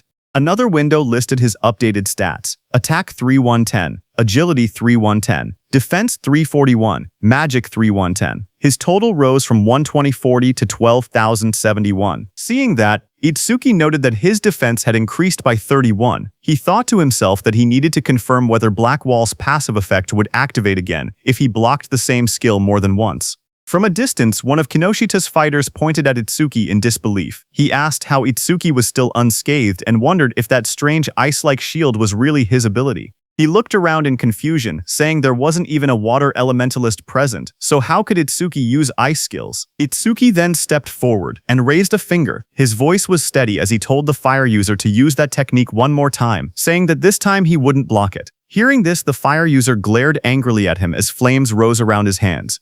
He asked if Itsuki was making fun of him. He shouted that Itsuki shouldn't go back on his word. Itsuki calmly replied that he promised. Hearing that, the fire user gathered even more flames. He yelled that he would finish Itsuki for sure this time, using his strongest technique. A massive fiery blast formed in front of him as he used his B-rank skill Flamethrower, Overheat.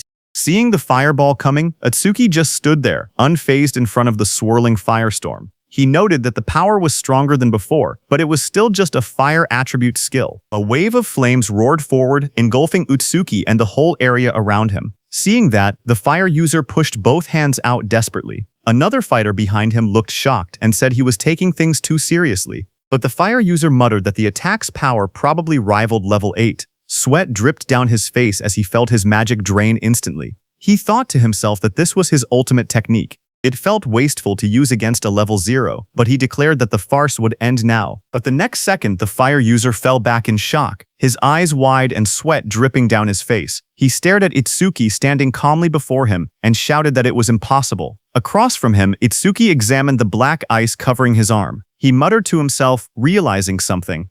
When the same skill came from the same target, Black Wall's passive effect no longer activated a second time. With a quiet nod, he said that he understood. He stepped forward confidently. Cracks of heat and smoke spread across the ground as he declared that the verification was over, and now he would finish this. Seeing this, the fire user trembled. He couldn't believe that his ultimate technique had been defeated so easily. Standing beside him, another fire user clenched his burning fists and insisted that he had already figured out the weakness behind the ice skill. He charged in with blazing attacks. Flames burst around him as he unleashed his B-rank skill Fire Barrage. Fireballs shot toward Itsuki from every direction. Surrounded by heat and swirling flames, he looked unfazed. He asked calmly if they were planning to win just by numbers. His whole body got covered by black ice as a glowing notification appeared, saying Black Wall activated. The explosion of flames erupted across the arena, shaking the ground. The large fire user shouted confidently that even if their opponent had a powerful skill, a level 0's magic capacity was meaningless. He claimed that if they drained all of Itsuki's magic so he couldn't produce water anymore, they would win.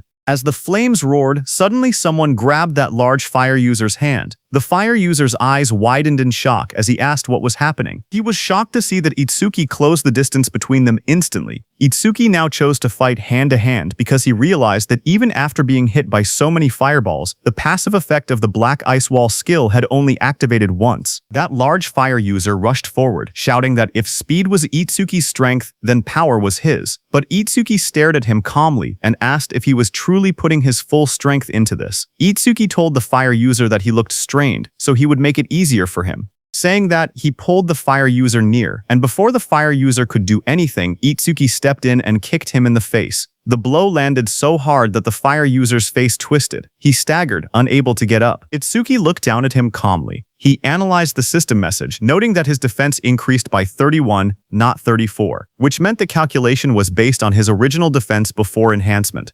Just then, another window appeared, showing that he had blocked a B-rank fire skill, gaining a 10% defense boost. His total defense now stood at 310, with an additional 62 from Black Wall. Turning away, Itsuki noticed two lightning users standing nearby. He muttered to himself that lightning elementals were perfect targets and decided to increase Thunderbreaker's passive effect next. Seeing Itsuki, those two lightning users panicked. Watching both of their allies fall, they shouted that Itsuki's stats must be fake. One of them cried out that they should run. Itsuki glanced back with cold eyes and asked if they really thought they could escape. The two lightning fighters roared in desperation. Lightning burst around their bodies as they charged at Itsuki, yelling that this wasn't a fire attribute and the same trick wouldn't work. Their combined skill, C-rank Silver Serpent, activated in a surge of electricity. As the lightning attack hit Itsuki, a system message appeared again, showing that Itsuki had absorbed the C-rank lightning skill with Thunderbreaker, raising his agility by 5%, twice in a row. His new stats displayed: attack increased to 310, his agility to 341, defense to 372, and his magic to 310, making his total 1333 points. Instructor Highton, watching from the control room, was shaken. He realized that Itsuki before him was defeating awakened individuals several levels higher than himself, and he was doing it as if it were nothing. On the battlefield, Itsuki stood calmly among unconscious enemies, lightning wrapping around his body. Instructor Haiten, watching him, trembled and wondered what kind of monster he was facing. Itsuki analyzed the situation. He thought about how Thunderbreaker's passive effect worked, the same as Black Wall. It only increased once for the same skill coming from the same target. Nearby, Iberia checked the fallen enemies and was surprised to see that everyone had been knocked out.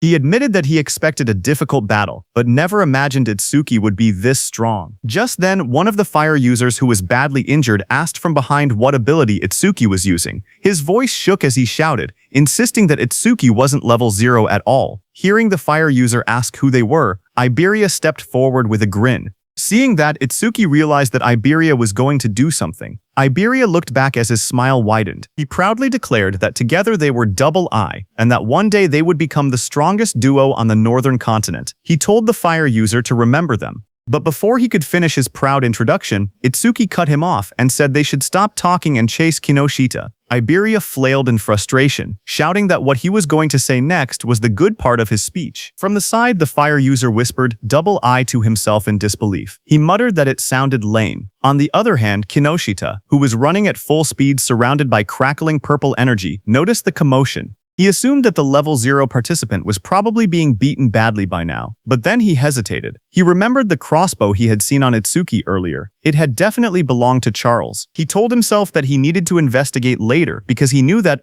other than the saviors, there shouldn't be many people on the northern continent capable of capturing Charles. While he was lost in thought, something in flames passed him. It was another participant who shot into the sky. Kinoshita's eyes widened in surprise as the fiery trail blurred past his face. That brown-haired participant, moving with extreme confidence, smirked as he rushed forward. He thought to himself that he had passed another opponent with ease and had overtaken yet another one. Unlike the brute force types, he considered himself someone who specialized in pure speed. But before he could enjoy that pride, a violent surge of purple lightning hit him from behind. It swallowed him completely. The brown-haired boy screamed as the electricity tore through his body. He crashed onto the ground, coughing out smoke. Still stunned, he muttered in disbelief, wondering how an attack managed to hit him even while he was running at full speed. He struggled to understand who could possibly land such a blow. Just then, a shadow appeared behind him, followed by a sharp kick smashing that brown-haired boy's head into the ground. It was Kinoshita, wrapped in purple lightning, stepping forward. He looked down coldly and declared that this was what happened when someone dared to run ahead of him.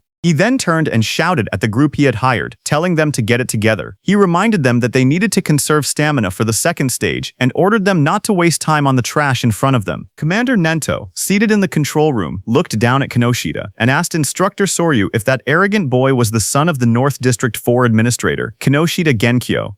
Instructor Soryu said yes, and wondered what kind of education he had received to act like that. Choha was also there and was very angry, but Instructor Soryu told them that what Kinoshita was doing wasn't against the rules, so they couldn't intervene. Kinoshita stood surrounded by flames and crackling power. He said that thanks to the others clearing obstacles for him, their stamina was almost full. He confidently declared that they could pass the second stage easily like this. He looked at the gigantic blue barrier ahead and said that the internal area was right in front of them. He called the entire process surprisingly easy, but suddenly, lightning burst across the sky and someone shouted, calling Kinoshita's name. Kinoshita's eyes widened in shock. A cold sweat rolled down his cheek as he turned his head sharply, startled by the sudden shout calling his name. He asked who called him by name. The group behind him immediately panicked. Some of them raised their hands in fear, insisting it wasn't them. One man stuttered that he didn't do anything. Another voice said the call came from behind. Just then, someone suddenly pointed, saying it was the level 0 rookie. Whispers spread through the crowd as they cleared the way to look back. From behind, two shadows appeared, moving forward. Hearing that it was level 0, Kinoshita was shocked, thinking it shouldn't be them.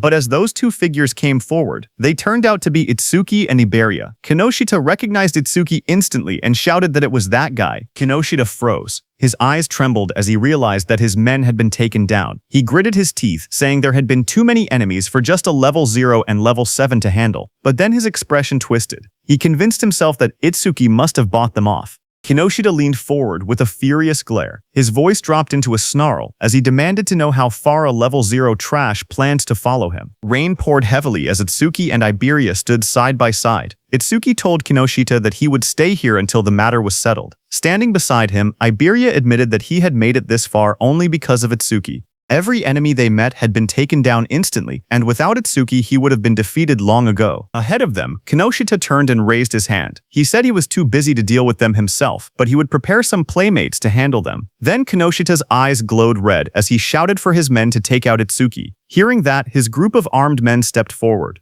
One of them mocked Itsuki, saying he was just a level 0 kid. Another said he had guts for calling Kinoshita by name and promised to drill manners into him. Someone else laughed and said he would show them hell. Iberia stared in shock as he counted their numbers. It was no less than 100 people. Fear tightened his voice as he asked what they should do. Itsuki grabbed him by the hood and pulled his head down, telling him to keep it low. Iberia looked up in surprise and confusion. Blue lightning ripped across that group of men before they could understand anything. Itsuki, using his lightning skill, moved very fast. He reached Kinoshita and grabbed him from behind. Kinoshita's expression froze as the lightning wrapped around his collar. Before anyone could react, Itsuki pulled Kinoshita off his feet and slammed him into the ground with overwhelming force. And before Iberia could understand anything, Itsuki threw him toward the blue barrier. Both Iberia and Kinoshita landed on the ground. Shock filled their faces as they didn't understand what had just happened. In front of Kinoshita, Itsuki stepped forward and said it seemed he hadn't been clear. Then he corrected himself and told Kinoshita and his men that until everything was settled, no one was going anywhere. His cold gaze made everyone freeze where they stood.